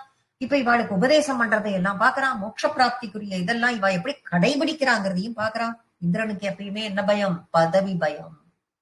இந்திரனுக்கு எப்பயுமே என்ன பயம்? பதவி பயம். ஐயோ, நம்மளை விட தபோபலத்துல எல்லாம் மிக பெரியவனா வரானே இவன், இவனுக்கு புரியல டக்குன்னு. வந்துட்டு இருக்காளே இவாளை இந்திரியத்தையும் அடக்கின்னு இருக்காளே, இப்படி இந்திரியத்தையும் அடக்கி கொண்டு இவ்வளவு தபோ வலிமையிலும் தபோபலத்தாலும் நிஸ்ஸகாத்மா, அடடா இந்திரியங்களை எல்லாமும் அடக்கி கொண்டு இருக்கிறவனை என்ன பண்றதுன்னு இதெல்லாம் பார்த்த அந்த சக்கரக, அந்த இந்திரனால் தாங்க முடியாமல் போன உடனே அவன் என்ன பண்றான்? எப்படியாவது இவாளுடைய தபத்தை கலைக்க வேண்டும். அவனுடைய எய்மதான் திவ்ய அங்கனா பரிவிருத்தம். ஒண்ணு, திவ்ய அங்கங்களை கொண்ட சொர்க்கத்தில் வசிக்கக்கூடிய பெண்களை, சொர்க்கத்தில் இருக்கக்கூடிய அந்த பெண்களை தேவஸ்திரீகளால் சூழப்பட்ட பரிவிருத்தம் பிரஜிகாய மாறம். மாறம்னாக்க மன்மதன். மன்மதனையும் ஏவினான். யாரு? இந்திரன். திவ்யாங்கனா பரிவிருத்தம் பிரஜிகாய மாறம். இந்திரன் மன்மதனோட கூட தேவலோகத்தில் உள்ள திவ்ய அங்கங்களை கொண்ட தேவஸ்திரீகளை இவர்கள் மீது ஏவினான். அப்படின்னா என்ன அர்த்தம்? இவா கிட்ட போய் இவாளினுடைய தபத்தை கலைக்கணும். தவத்தை கலைச்சுட்டாலே என்ன ஆகும்? அவளினுடைய பலம் எல்லாம் குறைஞ்சு போயிடும். அப்பாடி இந்திரன் நினைச்சுப்பான், நாம சேஃப். ஐயோ, இந்திரன் அனுப்புறானே, குருவாயிருப்பா, நீ என்ன பண்ண போற? இங்க பட்டத்திரி அப்படியே கண்ட உருட்டி பாத்துட்டு இருக்காரு. இங்க நமஸ்கார மண்டபத்துல உட்கார்ந்துட்டு நீ என்ன பண்ண போற? உள்ள பாத்துட்டு இருக்காரு அவர். அவருக்கு உள்ள என்ன நடக்குது? இவர் பாக்குறது போற, இவர் மனக்கண்ல பாக்குறது போற, அங்க அவருடைய கர்ப்ப கிரகத்துல பாக்குற மாதிரி இவருக்கு நினைப்பு. குருவாயிருப்பா, அவன் அனுப்புறானே. இது வரைக்கும் சகசிர கவசம் இது பண்ணும் போது கூட இவர் இவ்வளவு கவலைப்படல போல் இருக்கு. நீ சலியில விளையாட்டா பண்ணிடுவ அப்படின்னு அவருக்கு தெரிஞ்ச அவருக்கு இந்த பெண்களை இந்திரன் அனுப்பும் பொழுது குருவாயிருப்பா அப்படின்னு ஒரு குரல் எழுப்புகிறார். காமோ வசந்த மலயானில பந்துஷாலி காந்த கடாட்ச விசிகைர் விகசத் விலாசைஹி வித்யன் முகுர கம்பமுதீக்ஷ்ய சத்வாம் வேரோஸ்த்வயாத ஜகத மிருதுஹாசபஜா. யார் வரா? அங்கேருந்து வரும் பொழுது திவ்யாங்கனா பரிவிருத்தம், தேவலோகத்து பெண்களும் மன்மதனையும் ஏவினான் அப்படின்னு பார்த்தோம். அதுல இப்ப அப்படி யார் வரா அப்படிங்கறத சொல்றார் இங்க. காமோ, காமஹா அப்படின்னா காமன், மன்மதன். வசந்த அப்படின்னா என்ன அர்த்தம்? வசந்த காலம். ஏன்னா காலமெல்லாமும் அதுக்கு உபயோகப்படணும். இதுல எல்லாம் இவ அட்ராக்ட் ஆகணும்னா காலம் உபயோகப்படணும். காலம், வசந்த காலத்தையும். மலையா அணில அப்படின்னா என்ன? மலையா மாருதம் போல தென்றல். எவ்வளவு விஷயத்தை யோசிக்கிறார். தென்றல் காற்று, இது எல்லாத்தையும் காத்தா கூப்பிட்டு வந்தானா யாரு? மன்மதன் வரும் பொழுது என்னத்தை கூப்பிட்டு வந்தான்? வசந்த காலம், மலையா அணிலம், தென்றல் காற்று, மலையா மாருதம் அப்படின்னு சொல்லக்கூடிய தென்றல் காற்று. இதையில அணில பந்துஷாலி, இதெல்லாம் அப்படியே பந்துக்களா கூப்பிட்டு வந்தான். இது எல்லாவற்றையும் பந்துக்களாக அப்படிங்கிற உறவினர்களாக, இது எல்லாம் உறவினர்களா. யாரு? மன்மதனுக்கு உறவினர்கள் வசந்த காலமும் மலையமாருதம் என்று சொல்லக்கூடிய தென்றல் காற்று. இந்த உறவினர்களோடு அதோட இல்லாம காந்தா கடாட்ச விசிகைர் விகசத் விலாசைஹி. காந்தா கடாட்ச, காந்தா தேவலோகத்து பெண்கள், கடாட்சைனா அப்படியே பெரிய பெரிய கண்களை கொண்ட, அழகான கண்களை கொண்ட, மயக்கும் பார்வையால் மயக்கக்கூடிய, கடைக்கண்ணால பார்த்தாலே போதும் மயங்கி விடுவா. அப்பேற்பட்ட ஒரு கடைக்கண் பார்வையாலும் அம்புகள், அதுதான் கடைக்கண் பார்வைதான் அம்பா. அப்பேற்பட்ட பார்வையை கொண்ட அந்த கடைக்கண் அப்படிங்கிறதே ஒரு பானம். அதோடையே கூட அவா எல்லாரையும் அழைச்சுண்டு வந்து விகசத் விலாசைகி, அவா எல்லாரையும் அந்த இடத்துல அவர்கள் எல்லோரையும் நடனமாட செய்து வித்யன் முகுகு, அடிக்கடி திரும்ப திரும்ப திரும்ப திரும்ப இந்த பானங்களை அவர்கள் மீது விட வைத்தான் இந்த மன்மதன். என்ன பானம்? கடைக்கண் பார்வை என்னும் மயக்கும் பார்வையால் அவர்கள் மீது இந்த பானங்களை அடிக்கடி நரன் மீதும் நாராயணன் மீதும் இந்த மன்மதனானவன். கூடவே தென்றல் காற்று அப்படியே ஜில்லுன்னு வீசுறது, வசந்த காலம், தென்றல் காற்று. இதோட இந்த குளுமையான ஒரு இதோட சூழ்நிலையோட இதையெல்லாம் இவன் பண்றான். இவன் இப்படி பண்ணிட்டு இருக்கானே, இப்படி ஒரு சிங்கார சேஷ்டைகள் வேற. அந்த பெண்கள் சும்மா சாதாரணமா கண்ணால பார்த்தா போருமா? இவா இருக்கிற தவத்துல அவ கண்ணால பாக்குறதே அவளுக்கு தெரிய போவது இல்லை. அதனால ஐயோ குருவாயிருப்பா, சிருங்கார சேஷ்டை எல்லாம் வேற பண்ண ஆரம்பிச்சிட்டாலே. இங்க நடக்கிறா, அங்க நடக்கிறா, கொலுசு சத்தம் வேற கேட்கறது. அச்சிச்சோ, கழுத்துல வேற மணிமாலையை போட்டுட்டு இருக்கா, காது குண்டலத்தை தட்டி தட்டி வேற நடக்கிறா. குருவாயிரப்பா கண்ண கண்ண திறந்துடாத நீ, குருவாயிரப்பா நீ கண்ண கண்ண திறந்துடாத. இவர் என்னமோ அவர் கண்ண திறந்துடுற மாதிரி, ஏ அப்பா ஒரு சலனமும் உங்ககிட்ட இல்லாம இருக்கே குருவாயிரப்பா. உடனே ஏ குருவாயிரப்பா உங்ககிட்ட ஒரு சலனமும் இல்லாம இருக்கியே நீ. அங்க இருக்கிறது நரனும் நாராயணனும், இவர் பேசுறது குருவாயிரப்பன்ட்ட. அப்படிப்பட்ட உன்னிடம் திரும்பி திரும்பி அவா தாக்குறாளே, திரும்பி திரும்பி அவா அந்த பானத்தை உமையிலே விடலாளே. ஆனா என்ன செஞ்சாலும் உங்ககிட்ட ஒரு சலனமும் இல்லை, நீ அப்படியே இருக்கியே. ஒரு சந்தோஷம் இவருக்கு. அப்ப உதீக்ஷத்வாம் பீருஸ்வயாத ஜகதே. பீருஹு அப்படின்னா என்ன அர்த்தம் அப்படின்னா பயம். யாருக்கு? கொஞ்சம் கூட சலனம் இல்லாத குருவாயிரப்பா நீ கொஞ்சம் கூட சலனம் இல்லாத இருக்கிறத பாக்குறான். யாரு? இந்திரன். அவன் அங்கே இருந்து பார்த்த உடனே அவனுக்கு பயம் வந்துடுது. இந்திரனும் பார்த்தான், இங்க கீழே இத்தனை பேர் வந்தாளே, நீ அசையாம இருக்காது. பார்த்தானே இந்த மன்மதன் யாரெல்லாம் கூட கூட்டிட்டு வந்தான், உறவினர்னு வசந்த காலத்தை கூட்டிட்டு வந்தான், தென்றல கூட்டிட்டு வந்தான், இத்தனை தேவ பெண்களை கூட்டிட்டு வந்தான், எல்லாத்தையும் கூட்டிட்டு வந்தா. எல்லாருமே பாக்குறா இவன் கொஞ்சம் கூட சலனமே இல்லைன்னொன்னே இவர்களுக்கு பயம் வந்தது. பயம் வந்ததோட இல்லாம இவ என்ன பண்ணாலாம், லேசமா மிருதுகாச துவயாத ஜகத்தே மிருதுகாச பாஜா. அப்படி பயந்தவனாக இவாள்லாம் நிற்கும் பொழுது இவரு என்ன பண்ணாரா, நீ என்ன பண்ண குருவாயிரப்பா? அப்ப அழகா மந்தகாசமா ஒரு புன்னகைய புரிஞ்சுட்டு நீ சிரிச்ச. குருவாயிரப்பா அப்படி ஒன்ன இந்த மாதிரி பண்ணணும்னு நினைச்சாலும் இல்லையோ, எதுவுமே பண்ண முடியாம அவா நிக்கிறச்சே பயந்துண்டு அவா நிக்கும் பொழுது நீ என்ன பண்ற, அழகா ஒரு மந்தகாசமா ஒரு சிரிப்ப சிரிச்சுட்டு கொஞ்சம் கூட கோபமே வரலையே குருவாயிரப்பா உனக்கு. அப்படி வந்து நின்னியே நீ அப்படின்னு நீ சிரிச்சுட்டே நீ அவாட்ட பேச வேற ஆரம்பிச்சுட்ட. அச்சோ பேச வேற ஆரம்பிச்சிட்டியே, என்ன பேசினே அவாகிட்ட நீ? பீத்யாலமங்கஜ வசந்த சுராங்கனாவக மன்மானசம் விஷஜுஷத்வமிதி ப்ருவாணக த்வம் விஸ்மயேன பரிதஸ்துவத மதைக்ஷாம் பிராதர்தயஸ்வ பரிசாரக காதராக்ஷீஹி. ஏ மன்மதனே கூப்பிடுறாரு. இப்ப பேச ஆரம்பிச்சு என்ன பேசினு கேட்டார் இல்லையோ பட்டத்திரி. என்ன பேசினார் பகவான் அப்படிங்கறத, குருவாயிரப்பன் என்ன பேசினார்ங்கிறத இப்ப இந்த ஸ்லோகத்துல சொல்றார். பீத்யாலம் அங்கஜ வசந்த சுராங்கனா. அங்கஜ ஏ மன்மதனே, ஏ தென்றலே, ஏ ஸ்திரீகளே, ஏ தேவஸ்திரீகளே. வசந்த தென்றல் காற்று, சுராங்கனா சுரர்களின் அங்கங்க, சுரர்கள்னா தேவர்கள், அங்கனானா தேவஸ்திரீகள். ஏ தேவஸ்திரீகளே அப்படின்னு கூப்பிடுறாரு. வஹ அப்படின்னு சொன்ன அந்த வஹ அப்படின்னா நீங்கள். பீத்யா அலம், சரி ரைட் ஓகே, நீங்கள் தான் வந்தீங்க, நீங்க வந்தீங்க எல்லாத்தையும் பண்ணீங்க, என்ன அட்ராக்ட் பண்ணணும்லாம் யோசிச்சீங்க, சரி ரைட் ஓகே, அதெல்லாம் நான் எதுவும் சொல்ல. நீங்க யாரும் ஆனா பயந்துண்டு இப்ப நிக்கிறேன், யாரும் பயப்படாதீங்க சொல்றாரு. ஏன்னா பயந்து நிக்கிறாளோ இல்லையோ, என்ன பண்ணிடுவாரோ, ஐயோ நம்ம மயக்கணும்னு நினைச்சுன்னு வந்தோம், நம்மளால எதுவும் பண்ண முடியல, ஆனா பயமா இருக்கே, இப்ப நம்ம திரும்பி போனோமே எங்க, டக்குன்னு ஓட முடியாது இல்லையோ. அதனால அவ பயந்து நிக்கிறத பார்த்த நீங்க யாரும் பயப்படாதீங்கன்னு சொல்ற குருவாயிரப்பா. அப்ப சொல்லிட்டு நீ என்ன சொல்ற, மன்மானசம் விஜ ஜுஷத்வம் இதி பிருவாணகங்கிற. அப்படின்னா என்ன அர்த்தம் அப்படின்னாக்க, மன்மானசம் உங்களுக்கு நீங்க யாரும் பயப்படாதீங்கோ, நான் உங்களுக்கு என் மனசால பண்ணி இருக்கிற சாதனையால இந்த பலத்தை உங்களுக்கு நான் தரேன்.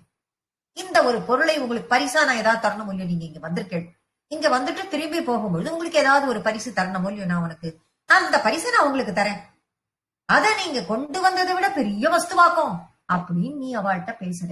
என்னடா என்ன வஸ்து கொடுக்க போறான் குருவாயிரப்பன், நான் பார்த்துட்டே இருக்கேன், நீ கொண்டு வந்ததை விட பெரிய வஸ்து, நீங்கள்லாம் எனக்காக கொண்டு வந்ததை விட நான் பெரிய வஸ்து உனக்கு தரேன்னு சொல்றிய குருவாயிரப்பா அவள்கிட்ட. அதோட இல்ல நீ என்ன சொல்ற அவள்கிட்ட, விஜி பிரபாணக நீ அதை வச்சு நீ என்ஜாய் பண்ணுங்கிற, அதை வச்சுட்டு நீ நன்னா ஜாலியா அனுபவி என்ஜாய் பண்ணுன்னு வேற சொல்ற. என்னத்தை நீ சொல்ற அப்படின்னா, துவம் விஸ்மயேன பரித ஸ்துவதா மதைக்ஷாம். உடனே நீ என்ன பண்ணிட்ட, அவள்லாம் ஆச்சரியப்படுறா மாதிரி நீ என்ன பண்ற, உன்னுடைய யோக பலத்தால், உனக்கு எவ்வளவு தவோபலம், உனக்கு எவ்வளவு யோக பலம் குருவாயிடப்பா, உன்னுடைய யோக பலத்தால் உன் மனசில் இருந்து உருவாக்கிய அந்த பெண்கள் எல்லோரையும் யாருன்னு காய்ச்சா அவளுக்கெல்லாம் காட்டுறா, அந்த தேவரோகத்து ஸ்ரீகளுக்கெல்லாம் காட்டுறாராம் குருவாயிரப்பன். அத பட்டத்திரி சொல்றார், உனக்கு பணிவிடை பண்றதுக்கு அத்தனை பெண்கள் இருக்கா, அத்தனை அழகான ஸ்திரீகள் எல்லாம் இருக்கிறாளே, அவர்களை எல்லாம் நீ காண்பித்தாயே குருவாயிரப்பா. அதை பார்த்து வியந்து நின்றார்களே இவர்கள். ராமதேவனாகட்டும், தேவலோகத்து ஸ்திரீகள் ஆகட்டும், அத்தனை பேரும் வியந்து நின்றார்கள். இந்த அற்புதத்தோடு பகவானை பார்த்தவுடன் அவர்களே ஸ்துதி பண்ண ஆரம்பித்து விட்டார்கள். இந்த ஸ்திரீகள் இவள் யார்? இத்தனை பெண்களும் யார்? இந்த ஸ்திரீகள் எனக்கு பணிவிடை செய்யக்கூடிய இத்தனை பெண்களும் யார் தெரியுமா உங்களுக்கு? என் மனதினால் உண்டாக்கப்பட்டவர்கள் அப்படின்னு சொல்ல, இவாளையெல்லாம் நான் உங்களுக்கு தரேன் நீ சொல்றியே குருவாயிரப்பா. அப்படி சொன்ன உடனே தேவலோகத்துல கூட பார்க்க முடியாத அழகுடன் கூட இருக்கிற அவர்களை பார்த்து இவர்கள் எல்லோரும் ஆச்சரியப்பட்டு இங்க இருக்கிறாளே குருவாயிரப்பான்னு பட்டதிரி ரொம்ப அற்புதமா சொல்றார். மனச கண்ட்ரோல் பண்ணா எதையும் சாதிக்க முடியும் அப்படின்னு காட்டுறது.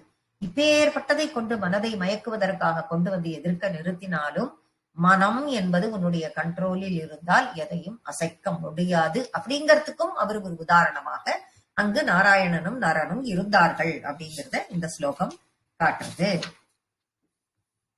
சம்மோகனாய மிலிதா மதநாதயஸ்தே त्वद्भासिका परिमलैः किल मोहमापुः दत्ताम् त्वया च जगृहुस्त्रपयैव सर्वस्वर्वासि गर्वशमनीम् पुनरुर्वशीम् ताम्. சம்மோகனாய, சம்மோகனாயன மோகத்தை உண்டு பண்ணக்கூடிய, மிலிதா மோகத்தை மோகத்தை உண்டு பண்ணக்கூடிய, இதெல்லாம் சேர்ந்து யாரையெல்லாம் கொண்டு வந்தா? மோகத்தை உண்டு பண்ணுவதற்காக மன்மதன் கூட்டிட்டு வந்தானோ இல்லையோ, பன்னாசிகா பரிமலை, அவள் தான் இந்த கூட்டிட்டு வந்த எல்லாரும் பார்க்கிறாளாம். இந்த பெண்களை பார்த்த உடனே எப்படி இருக்கா அப்படி இந்த பெண்கள்னு பார்த்தா தாகாள் யாருக்கு? யார? பந்தாசிகா பரிமலைகி. பத்தாசிகா, தாசிகான்னா பணி பெண்கள். யாருக்கு பணி செய்யறவா? நாராயணருக்கு பணி செய்யறவா. அவர் உண்டாக்கிய அந்த பெண்களை பரிமலைகி, நறுமணத்துடன் கூடியவர்கள் அப்படின்னு சொல்றார் இந்த இடத்தில். அப்ப என்ன, போய் கிட்டக்க போய் அவ பரிமளத்தோட இருக்காளா, அவ வந்து அற்புதமான நறுமணத்தோட இருக்காளான்னு யாராவது மோந்து பார்த்தாளான்னு ஒரு கேள்வி கேட்க கூடாது இந்த மாதிரி விஷயத்துல. இப்ப புரிஞ்சுக்க வேண்டியது என்னன்னா, பகவானுக்கு பணிவிடை செய்யக்கூடிய அத்தனை பெண்களுக்கும் பகவானுக்கு பணிவிடை செய்யும் காரணத்தினாலேயே அவர்களிடம் ஒரு நறுமணம் பிறக்கிறது. அவர்கள் இருக்கும் இடங்களில் எல்லாம் ஒரு நறுமணம் பிறக்கிறதுங்கிறதுக்கு தான் எவ்வளோ விஷயங்களை சுருக்கி அரை லைன்ல கொடுக்கக்கூடிய பட்டத்திரி இந்த இடத்தில் அற்புதமான ஒரு வார்த்தையை கூட சேர்த்து கொடுக்கிறார் இந்த இடத்தில்.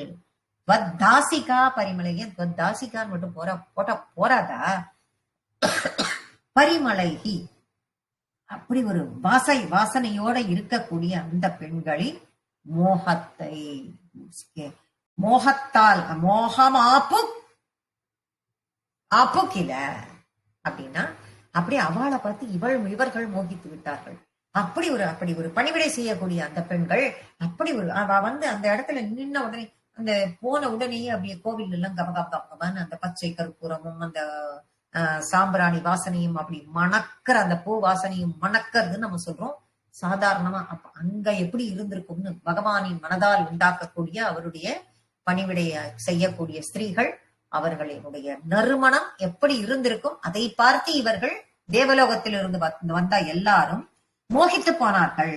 புனக மேலும் புனருர்வஷீம் தாம் அப்படின்னு கடைசி வார்த்தை இருக்கும். புனக ஊர்வஷீம் தாம் அப்படின்னு நம்ம பிரிக்கணும். அப்ப புனக ஊர்வஷீம் தாம், ஊரு அப்படின்னா என்ன சான்ஸ்கிரிட்ல அப்படின்னா தொடை. தொடை, ஊருன்னா தொடை. இப்ப தொடை, இப்ப நாராயணன் என்ன பண்ணாரா, இதற்கு பிறகு பக்கத்துல ஒரு செடி இருந்தது, அந்த செடியில இருந்து ஒரு மொட்டை பிரிச்சாராம். பிரிச்சவர் இப்படி தன்னுடைய தொடையில வந்து இப்படி தூக்கி போட்டாராம்.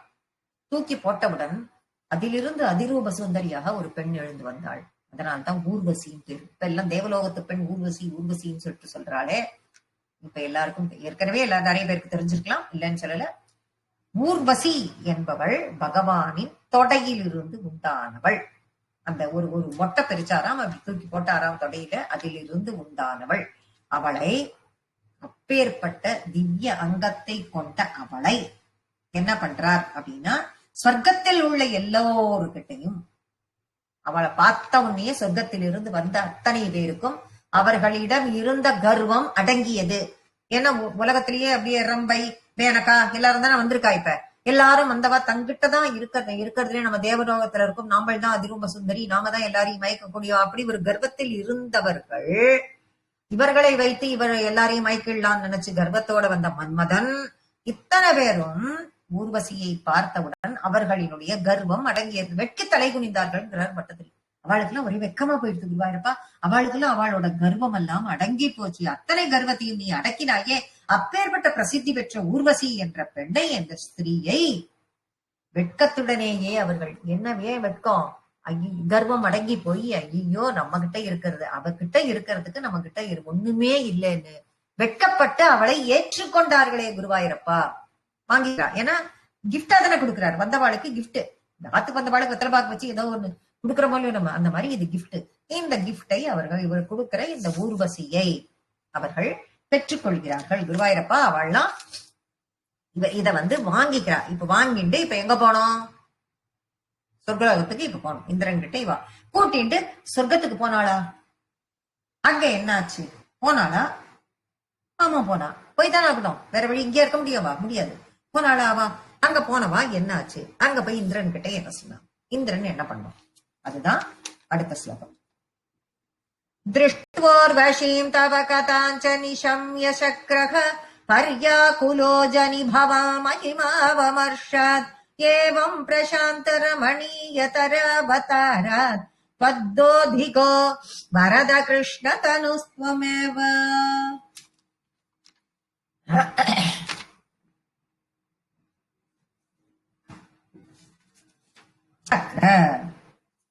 தேவேந்திரன் இப்ப ஊர்வசி. இப்ப இந்த ஊர்வசி என்ன? தேவஸ்திரியானவள். திருஷ்டுவா அவளை பார்த்ததும் உன்னுடைய வரலாற்றை பேந்திக்கு போறா. இங்கேந்து கொண்டு போய் ஊர்வசியை கொண்டு விடுறா. ஊர்வசியை கொண்டு முதல்ல கொடுக்கிறா. திருஷ்டுவோர் வசீம், திருஷ்டுவா ஊர்வசீம் அப்படின்னு பிரிக்கிறோம். அது திருஷ்டுவான்னா பாக்குறது யார? ஊர்வசிய. ஊர்வசியை யார் பாக்குறா? தவ கதாஞ்ச நிஷம்ய சக்ரக. சக்ரகன்னா இந்திரன். முன்னாடியே சொல்லியிருக்கோம். இந்திரனாகப்பட்டவன் இந்த ஊர்வசியை பார்க்கிறான். பார்த்ததும் தவ கதாஞ்ச, பார்த்த உடனேயே இவாள்லாம் என்ன பண்றா? இங்க இருந்து போனாலும் இல்லையோ கீழே அவளை மயக்கத்துக்கு. அப்போ உன்னுடைய கதையை எல்லாம் இந்திரன் கிட்ட இவா எல்லாரும் சொல்றா. குருவாயிரப்பா இங்க நடந்த விஷயத்த தவ கதாஞ்சம், உன்னுடைய கதைகளை எல்லாம் அவகிட்ட அவா சொல்றா. பர்யாகுலோஜனி பவன் மகிமானுவன், உன்னுடைய மகிமைகளை எல்லாம் கேட்கிறான். யாரு? இந்திரன். எல்லா உன்னுடைய மகிமைகள் எல்லாவற்றையும் கேட்கிறான். பவன் மகிமான மர்ச்சாத்து, தங்க மகிமைகள் எல்லாம் எல்லாத்தையும் கேட்டு கேட்டு கேட்டு பர்யாகுல, அவனுக்கு வெக்கம் வந்துருக்கு. ஐய கலக்கமுற்றான். பர்யாகுலன்னா கலக்கமுறுதல். ஐயோ நம்ம எவ்வளவு பேரு தப்பு பண்ணிட்டோம், நாம தப்பு பண்ணிட்டவேன்னு மனசு அவனுக்கு கலங்கிறது.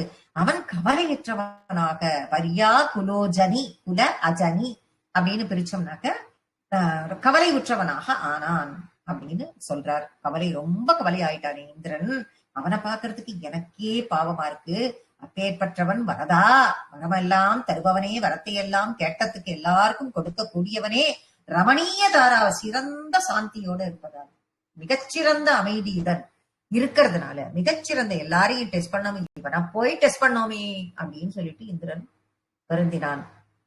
அப்படிப்பட்டவனுக்கு நீ ரொம்ப சாஃப்டாக, ரொம்ப ரொம்ப சாஃப்டாக எப்படி இருந்த? பிரசாந்த அமைதியாக, ரமணீய ரொம்ப அழகாக, ரொம்ப ரொம்ப அழகாக, ரொம்ப கொயட்டா, தரகாவ தாராத் ரொம்ப அழகாக கொயட்டாக இந்த நாராயண அவதாரத்தில் ரொம்ப ரொம்ப சிறந்த சாந்தியுடன் அழகு வாய்ந்த அவதாரமாக இந்த அவதாரம் அமைஞ்சிருக்கே. இதை விட எது சிறந்த அவதாரம் இருக்க போறது அப்படின்னா, ஆனா பட்டத்திரியால மட்டும் அதை ஒத்துக்க முடியாது. இல்ல குருவாயிரப்பா, கிருஷ்ணாவதாரம் தான் சிறந்தது. பத்தோதிகோ வரத கிருஷ்ண தனுஸ்துவமேவ. குருவாயிரப்பா இல்ல இல்ல, உன்னோட கிருஷ்ணாவதாரம் தான் இதை விட சிறந்தது. ஏண்டாப்பா இவ்வளோ நாடி நரநாராயண அவதாரத்தை பத்தி இவ்வளோ நாடி சொல்லிட்டு கடைசியில ஒரே வார்த்தையில இப்படி சொல்லிட்டேடா அப்படின்னாக்க, இல்ல குருவாயிரப்பா நீ என்ன பண்ண? வெறும் உட்காந்துட்டு தவம் பண்ணிட்டே இருந்த. இங்க உட்காந்துட்டு இளந்த மரத்தடியில பத்ரிகாசிரமத்துல 2 மலையா இருந்துட்டு, நான் ரிஷியா இருப்பேன், நான் ஆச்சாரியனா இருப்பேன், நான் குருவா இருப்பேன், எல்லாருக்கும் நான் உலகத்துக்கு எல்லாம் தர்மத்தையும் இதையும் மோட்சத்தையும் நான் உபதேசம் பண்ண போறேன்னு உட்காந்து வெறும் தவம் பண்ணிட்டு இருக்க. நீ இப்படி இல்ல, நீ வெறும் இப்படி உட்காந்துட்டு தவம் பண்ணிட்டு இருந்தீங்கன்னா இது இந்த இடத்துக்கு வேணா அழகு, நான் ஒத்துக்கிறேன், நான் இல்லைன்னு சொல்லல. ஆனால் நீ இந்த பூமியில பிறந்து எங்களோட விளையாடி, எங்களோட சிரிச்சு, கோவப்பட்டு, எங்களோட குதிச்சு ஆடி பாடி எல்லாரையும் மயக்கி எங்களுக்கு ஆசையா எங்களுடன் ஒருவராக நீ இருக்க பாரு, அதுதான் எங்களுக்கு பிடிச்சது. அது கிருஷ்ணாவதாரம் ஒண்ணுத்துலதான் அது நடக்கிறது குருவாயிரப்பா. அதனால எனக்கு கிருஷ்ணாவதாரம் தான் ரொம்ப பிடிக்கும். இந்த அவதாரமும் பிடிக்கலன்னு அப்படின்னு அர்த்தம் கிடையாது. இது வெறும்னா நீ சாதாரணமா இருந்து எல்லோருக்கும் உபதேசம் பண்ணிட்டு இருக்க, அந்த விதத்துல இது வசதியா இருக்கலாம். ஆனா அதுல எங்களோட ஒருவனா நீ இருந்துட்டு இருக்க குருவாயிரப்பா, அதனால எங்களுக்கு கிருஷ்ணாவதாரம் தான் எனக்கு மேம்பட்டதுன்னு சொல்லி இந்த நரநாராயண அவதாரம் அப்படிங்கறத இவர் முடிக்கிறார். அடுத்தது தக்ஷனினுடைய அப்படிப்பட்ட பெருமை வாய்ந்த நரநாராயண அவதாரத்தை முடிச்சவர் தக்ஷ யாகத்தை பத்தி இப்போ பேச போறார். தக்ஷ யாகம், தக்ஷனினுடைய கதை தெரியாதவாளே கிடையாது. எல்லாருக்குமே தக்ஷ பிரஜாபதி, இந்த தக்ஷ பிரஜாபதி ராஜாவுக்கு சதி அப்படிங்கிற பெண், அவரை தான் சிவனுக்கு கல்யாணம் பண்ணி கொடுத்தாருன்னு நம்ம ஆரம்பத்திலேயே பார்த்துட்டோம். சிவனுக்கு கல்யாணம் பண்ணி கொடுத்தார் அப்படின்னா இவரா விரும்பி பண்ணி கொடுத்தாரான்னா அதுதான் இல்ல. சதி சிவனை விரும்பினாள், சதி சிவனை விரும்பினாள், வேற வழி இல்லாம அவ இஷ்டப்பட்டுட்டா, இவருக்கு இஷ்டம் இல்ல அப்படின்னு சொல்லிட்டு கல்யாணம் பண்ணி கொடுத்துடுறாரு. பிரம்மாவா எடுத்து சொல்றார், அவருக்கு இஷ்டம் இல்ல. அவரும் மத்த அப்பாக்கள் மாதிரிதான் அப்ப கடை பிடிச்சிருக்காரு போல் இருக்கு. பிரம்மா அதை எடுத்து சொல்றார். சொன்னதுனால கல்யாணம் பண்ணி கொடுக்கிறார். இது ஏன் இந்த தட்ச பிரஜாபதி இப்படி ஒரு தட்ச பிரஜாபதியை பத்தி எல்லாருக்குமே தெரியும். சிவனை அவமானம் பண்ணார் அப்படிங்கிற ஸ்டோரி எல்லாருக்குமே தெரிஞ்சது. ஏன் அவர் அந்த மாதிரி ஒரு குணம் உள்ளவரா இருக்கார், தட்சன் ஏன் இப்படி இருக்கான் அப்படின்னு பார்க்கும் பொழுது பிரம்மா என்ன பண்ணிடுறார் அப்படின்னா அவருடைய குழந்தைகளான இந்த பிரஜாபதிகள்ல இவருக்கு கொஞ்சம் அதிகமா செல்லம் கொடுத்து வளர்க்கிறார். வளர்க்கும் பொழுதே செல்லம் அதிகம். இவருக்கு ரஜோகுணம் கொஞ்சம் அதிகமா இருந்தது. அதனால அகங்காரம் அதிகம். என்ன பற்றோ தெரியல, எல்லா பிரஜாபதிகளுக்கும் ஹெட்டாக தக்ஷனை ஆக்குறார். இந்த ரஜோகுணமும் சேர்ந்து எல்லாருக்கும் ஹெட்டாவும் ஆனவுடன் இன்னும் கொஞ்சம் தலையில கனம் ஏறுறது. ஏறும் பொழுது உங்களை அவர் மதிக்கலை. விஷ்ணுவை யார மதிக்கல? விஷ்ணுவையே மதிக்கல. விஷ்ணுவையே மதிக்காத ரஜகுணம். எதனால? ரஜோகுணம் அதிகமானதால. எப்பவும் மனசுல அமைதியே இல்லாம இருந்தான். ஆனா இந்த மாதிரி எல்லாம் ஆனந்த ரஜோகுணம் எல்லாம் அதிகமாகி இந்த மாதிரி ஆன உடனே அவனுக்கு மனசுல அமைதி இல்லை. தக்ஷஸ்து தாத்துஹு அதிலாலனய ரஜோந்தக. தக்ஷ பிரஜாபதி பிரம்மதேவனினுடைய அதிலாலனையா ரொம்ப பாசம் காட்டி வளர்த்த காரணத்தினால், லால்னா வளர்க்கறது, ரொம்ப அதிலாலனையான ரொம்ப பாசம் காட்டி அவனுக்கு எல்லாருக்கும் கேட்டவனா வாங்கி கொடுத்து அந்த மாதிரின்னு அர்த்தம். வளர்த்த காரணத்தினால் ஒருவன் அப்படித்தான் ரொம்ப பாசம் காட்டி ரொம்ப கேட்டதெல்லாம் வாங்கி கொடுத்து வளர்த்தா இப்படித்தான் இருக்கும்ன்றதுக்கும் இது ஒரு உதாரணம். ரஜோகுணத்தின் காரணத்தினால அவன் என்ன பண்ணா, ரஜோந்தக அப்படின்னாக்க ரஜோகுணம் ரொம்ப அதிகமா போய் காமம் குரோதம் எல்லாத்திலையும் அறிவு இழந்தவனா ஆயிடுறான். அதோட உச்சம் எங்க போறது? அறிவு போயிடுறது. அவனுக்கு கோபம் வந்தாலே எல்லாமே காலி. நாத்யாத்ருதஸ்த்வயிச்ச கஷ்டவசாந்தராசீத். அப்ப துவயிச்ச ஓ மேலையும், குருவாயிரப்பா ஓ மேலையும், நாத்யாத்ருஷ ஓ மேலையும் ஆதரவு இல்லை. யாரும் அவனுக்கு ஆதரவு காட்டல. அசாந்தி, சாந்தியே இல்லாத போயிட்டு அவனுக்கு அமைதிங்கிறதே இல்லாதவனா போயிட்டான். கஷ்டம் அப்படிங்கிறார். ஐயோ கஷ்டம். ஏன அந்த அசாந்தியினால பவத்தனுமேவ, அந்த அசாந்தியினால பவத்தனும் ஏவ சர்வம் அப்படின்னு அதை பிரிக்கணும். தங்களின் சொரூபமான, தங்களின் ஸ்வரூபமான, அவருக்கு ஸ்வரூபம் யாரு? இவர்தான் பரமாத்மா. நம்ம ஏற்கனவே பார்த்தோம். தம்ஷே கிரிஷே தம்ஷேன்னு அந்த ஸ்லோகத்துல பார்த்தோம். அப்ப உன்னுடைய ஸ்வரூபமான பரமேஸ்வரனை, கிரிஷே கிரீஷன், அப்ப பரமாத்மாவா இருக்கிறது விஷ்ணு, அவருடைய சரீரமா இருக்கிறது பரமேஸ்வரன் அவ 2 பேரும் ஒண்ணுதான் அப்படிங்கறது நமக்கு இப்ப புரியுது இல்லையா? அப்பேற்பட்ட உன்னுடைய சரீரமாக இருக்கக்கூடிய பரமேஸ்வரனை விரோதிச்சுட்டானே இந்த தட்சன். ஏன்? பொண்ணு விருப்பப்பட்டு கல்யாணம் பண்ணிட்டா, ஆனா இவனுக்கு பிடிக்கல, ஆனா கல்யாணம் பண்ணி கொடுத்துட்டான். யார் சொன்னதுனால? பிரம்மா சொன்னதுனால. ஆரம்பத்தில இருந்தே பிடிக்கல. சரி, பிடிக்கல, கல்யாணம் ஏதோ பண்ணி கொடுத்துட்ட அப்படின்னு இருந்தியா அப்படின்னா வைரியாவே நினைச்சுட்டு இருக்கான். வைரவி விரோதித்து கொண்டு என்ன பண்ணா, எங்கேச்ச வைர பிஷுனே ஒன்னே ஒரு யாகம். இந்த இவன் வைரி, யாரு? பரமசிவன் வைரி என்று அதை வெளி உலகத்திற்கு காட்டி அதை நான் தான் உயர்ந்தவன் அப்படின்னு காட்டுவதற்காக ஒரு யாகத்தை நடத்தினான். அந்த யாகத்திற்கு இவன் என்ன பண்றான்? யங்கே ஸ்வசுதா, தன்னுடைய பெண்ணான சதியை, அந்த யாகத்திற்கு தன்னுடைய பெண்ணான சதியையோ மாப்பிளையான சிவனையோ கூப்பிடவே இல்லை. இவாளுக்கு அங்க ஒரு யஜ்ஞம் நடக்கிறதுங்கிறது முதல்ல தெரியவே இல்லை. மேல ஒரு ஆகாய விமானத்துல உத்தரா போயிட்டு இருக்கா. என்னடா இவாள்லாம் தம்பதிகளா போயிட்டே இருக்காளே, விஷ்ணுவும் மகாலட்சுமியும் போறா, பிரம்மாவும் இவாளும் போறா, தேவலோகத்துல இருந்து எல்லாரும் போயிட்டு இருக்கா, இங்க பார்த்தா ரிஷிகள்லாம் போயிட்டு இருக்கா அப்படின்னு பாக்குறா சதி. இங்க இருந்து பார்த்துட்டே இருந்தா, எங்க அழைப்பு, எங்க போறா இவாள்லாம், ஒண்ணும் தெரியலையே அப்படின்னு சொல்லிட்டு ஒருத்தரை கூப்பிட்டு கேட்கும் பொழுதுதான், ஏன் உனக்கு தெரியாதா? கேட்பமா மாட்டமா, உனக்கு தெரியாதா? அங்க தட்சா பிரஜாபதி யாகம் நடத்த போறாரு, அந்த யாகத்திற்காக தான் எல்லாருக்கும் இன்விடேஷன், நாங்க எல்லாரும் அதுலதான் போய் கலந்துப்போம், நீ வரலையா? கேட்க மாட்டாளோ? அந்த மாதிரி கேட்க பார்த்துதான் இவளுக்கு தெரியறது, தக்ஷன் அங்கு ஒரு யாகம் நடத்துகிறான், மிகப்பெரிய யாகம். அந்த யாகத்தில் கலந்து கொள்வதற்காக நாம்பளும் பொண்ணும் மாப்பிள்ளையுமா அங்க போகணும்னு இவளுக்கு ஆசை. போகணுங்கிற ஆசையில வந்ததுனாலதான் இவ போய் கேட்கிறா. இவ போய் கேட்கறதுக்கு கூட யோசிக்கிறா. கேட்காமலேயே என்ன பண்றா, பரமசிவன்கிட்ட போய் இத போய் கேட்டோம்னா நமக்கு கிடைக்குமோ பர்மிஷன் அப்படின்லாம். ஆனாலும் போய் எப்படி சொல்றா அப்படின்னா, நண்பனின் வீட்டுக்கோ, அப்பா வீட்டுக்கோ, குருவின் வீட்டுக்கோ, தெய்வம் இருக்கும் இடத்திற்கோ நம்மளை கூப்பிடணும்னு எதுவுமே கிடையாது, நாமளே போலாம். அங்க இப்பேற்பட்ட ஒரு யாகம் நடக்கிறது, இந்த யாகத்துல என்னென்ன விசேஷங்கள்லாம் இருக்கு, இத்தனை பேரும் போய் கலந்துக்கிறா, அதனால நானும் போய் கலந்துக்கிறேன் அப்படின்னு சொல்லும் பொழுது பரமசிவன் தடுத்தார். அப்பதான் பரமசிவன் தடுக்கிறார். அப்படி தடுக்கும் பொழுதுதான், இல்ல நான் போயே ஆகணும்னு சண்டை போட்டு அவ போறா. போகும்பொழுது அவ தனியா போகக்கூடாதுங்கிறதுக்காகத்தான் அத்தனை பரிவாரங்களும் துணை புடை சூழ இவளை அங்க அனுப்பி வைக்கிறார். போன இடத்தில் தான் அங்கு அவளுக்கு யமானீச்சா அப்படின்னு கொடுக்கிறாரு பட்டத்தில். அந்த இடத்தில், போன இடத்தில் யமானீத்து ஸ்வசுதாம் யமானி, அவருடைய சொந்த மகளான சதி யமானீத்துனா அவமானப்படுத்தப்படுகிறாள்.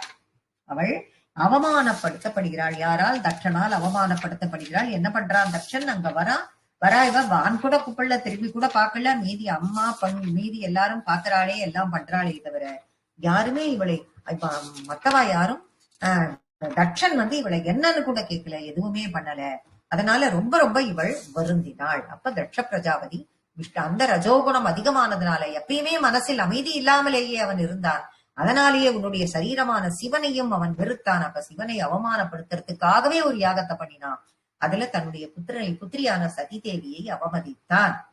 அப்ப ஏன் சிவனை எதிரியாக சிவன் தனக்கு எதிரிங்கிறத வெளிப்படையா எல்லாருக்கும் காட்டணும் அப்படிங்கிறதுக்காக அப்ப சதியானவள் என்ன பண்றான்னாக்க, நிறைய இடத்துல அவள் யாக கூட்டத்தில் விழுந்து இறந்தாள் அப்படிங்கிறது பல இடங்கள்ல, பல முக்காவாசி இடத்துல அப்படிதான் இருக்கு.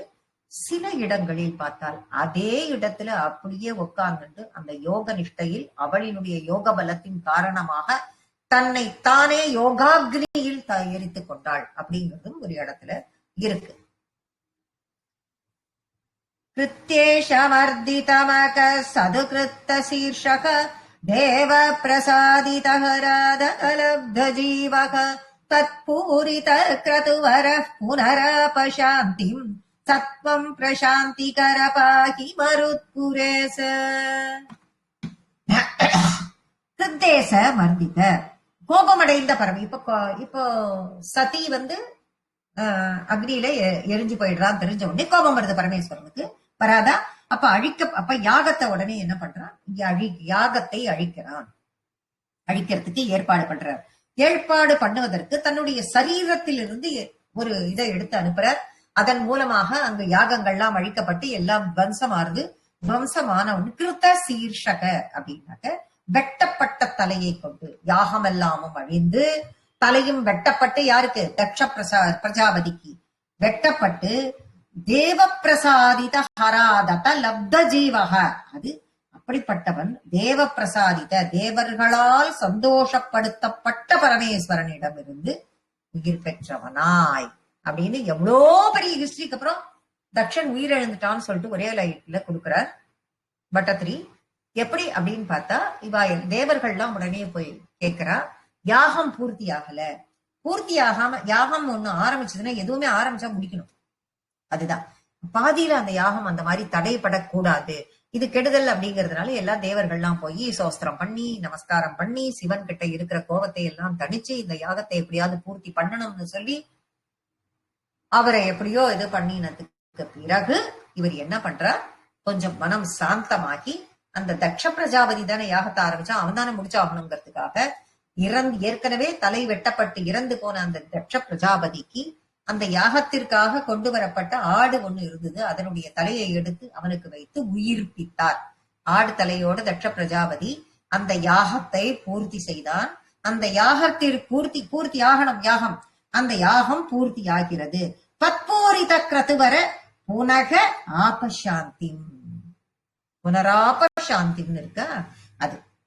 அப்ப தத்பூரித முன்னால் சாந்தி கிடைத்த பிறகு உயிர் பெற்றவனாய் அதுவரைக்கும் யாகத்தை நிறைவேற்றி யாகத்தை பூர்த்தி பண்ண பிறகு மறுபடியும் சாந்தி அவனுக்கு கிடைக்கிறது, அவனுக்கு அமைதி கிடைக்கிறது. பிரசாந்திக்கர அப்படியெல்லாம் சாந்தியை கொடுக்கக்கூடியவரே, அப்படிப்பட்ட குருவாயூரப்பரே, இப்ப இதை வாங்கிக்கிறதுக்கு இதை பூர்த்தி பண்ணி இந்த இவர் கொடுக்கிற அந்த ஹவிச வாங்கிக்கணுமே, யார் வாங்கிப்பா அப்படின்னு பார்த்தால் அதை வாங்கி கொண்டதற்கு ஒரு இஷ்டியை பரமேஸ்வரன் வந்து அங்க விஷ்ணு விஷ்ணுவை தேவதையாக அழைக்கிறார் பரமேஸ்வரன். இப்ப வாங்கிக்கணுமே, இவன் செய்யற யாகம் பூர்த்தியாதே, இப்ப பூர்ணாகுதின்னு ஒண்ணு நம்ம போடுறோமே, அதுல இருக்கிறத வாங்கிக்கணும் இல்லையா? அப்ப யார் வந்து வாங்கிக்கிறா அப்படின்னு பார்த்தால் உடனே தக்ஷன் ஒரு இஷ்டியை வந்து பரமேஸ்வரன் கூப்பிடுகிறார். தக்ஷன் அந்த இடத்தில் மகாவிஷ்ணுவை தியானம் செய்தான். அந்த இடத்தில் தக்ஷன் மகாவிஷ்ணுவை தியானம் செய்யறது இங்க பட்டத்திரிக்கு தெரியுது. அப்ப மகாவிஷ்ணு தக்ஷன் எப்படி தியானித்தானோ அதே போன்று அங்கு தோன்றினார். எப்படி தோன்றினார் மகாவிஷ்ணு? கருடன் மீது அமர்ந்த உருவம், தலையில் சிறந்த கிரீடம், காதுகளில் மரக்குண்டலம், பீதாம்பரம், ரத்னமயமான காஞ்சி, மார்பில் மகாலட்சுமி, 4 கைகளிலும் சங்கம், சக்கரம், கதை முதலிய ஆயுதங்கள், பத்மம், கருத்த கூந்தல், கழுத்தில் வரமாலை, மந்தகாச புன்னகை, உலகற்கே ஆனந்தத்தை அளிக்கக்கூடிய வைபவத்திலோட கூட நாராயணன் அங்கு தோன்றினான், அந்த ஹவிசை பெற்றுக்கொண்டான் என்று நேரில் காட்டுவது போல அப்படியே பட்டத்திரி அதை வர்ணிக்கிறார். அந்த வர்ணனையில் பட்டத்திரி அவர் பார்ப்பதையே நம்ம மனக்கண்ணுக்கு முன்னாடி கொண்டு வந்து அப்படி நாராயணியின் ஸ்வரூபத்தையும் ஆட்டு தலையோட இங்கே இவன் ஹவிசை அங்கு கொடுப்பதை அவர் ஏற்றுக்கொள்வதையும் பரமேஸ்வரன் அதற்கு சம்மதம் அளிப்பதையும் அப்படி ஒரு காட்சியாக பட்டத்திரி அங்கு காட்சிப்படுத்தி இப்படியெல்லாம் முடித்து கொடுத்தாயே குருவாயூரப்பா, இங்கு இருக்கிற எங்கள் எல்லோரினுடைய வியாதியையும் நீ தீர்த்து கொடுக்க வேண்டும், எங்களினுடைய ரோகத்தை எல்லாம் நீக்கி எங்கள் எல்லோருக்கும் நல்லது நடக்க வேண்டும் அப்படின்னு சொல்லி முடிக்கிறார் இந்த தசகத்தை. நாமளும் இதோட நாம் இந்த தசகத்தை முடிச்சுட்டு எல்லோருடைய மனோவியாதியும் உடல்ல இருக்கிற வியாதியும் எல்லாருக்கும் சரியா போய் எல்லோரும் பகவன் நாமாவையே சொல்லிட்டு இருக்கணும்னு சொல்லி அந்த குருவாயூரப்பனை பிரார்த்தித்து இன்னைக்கு தசகத்தை நாம முடிச்சுக்கிறோம். நாராயணா கில குரோ பகவன் நமஸ்தே.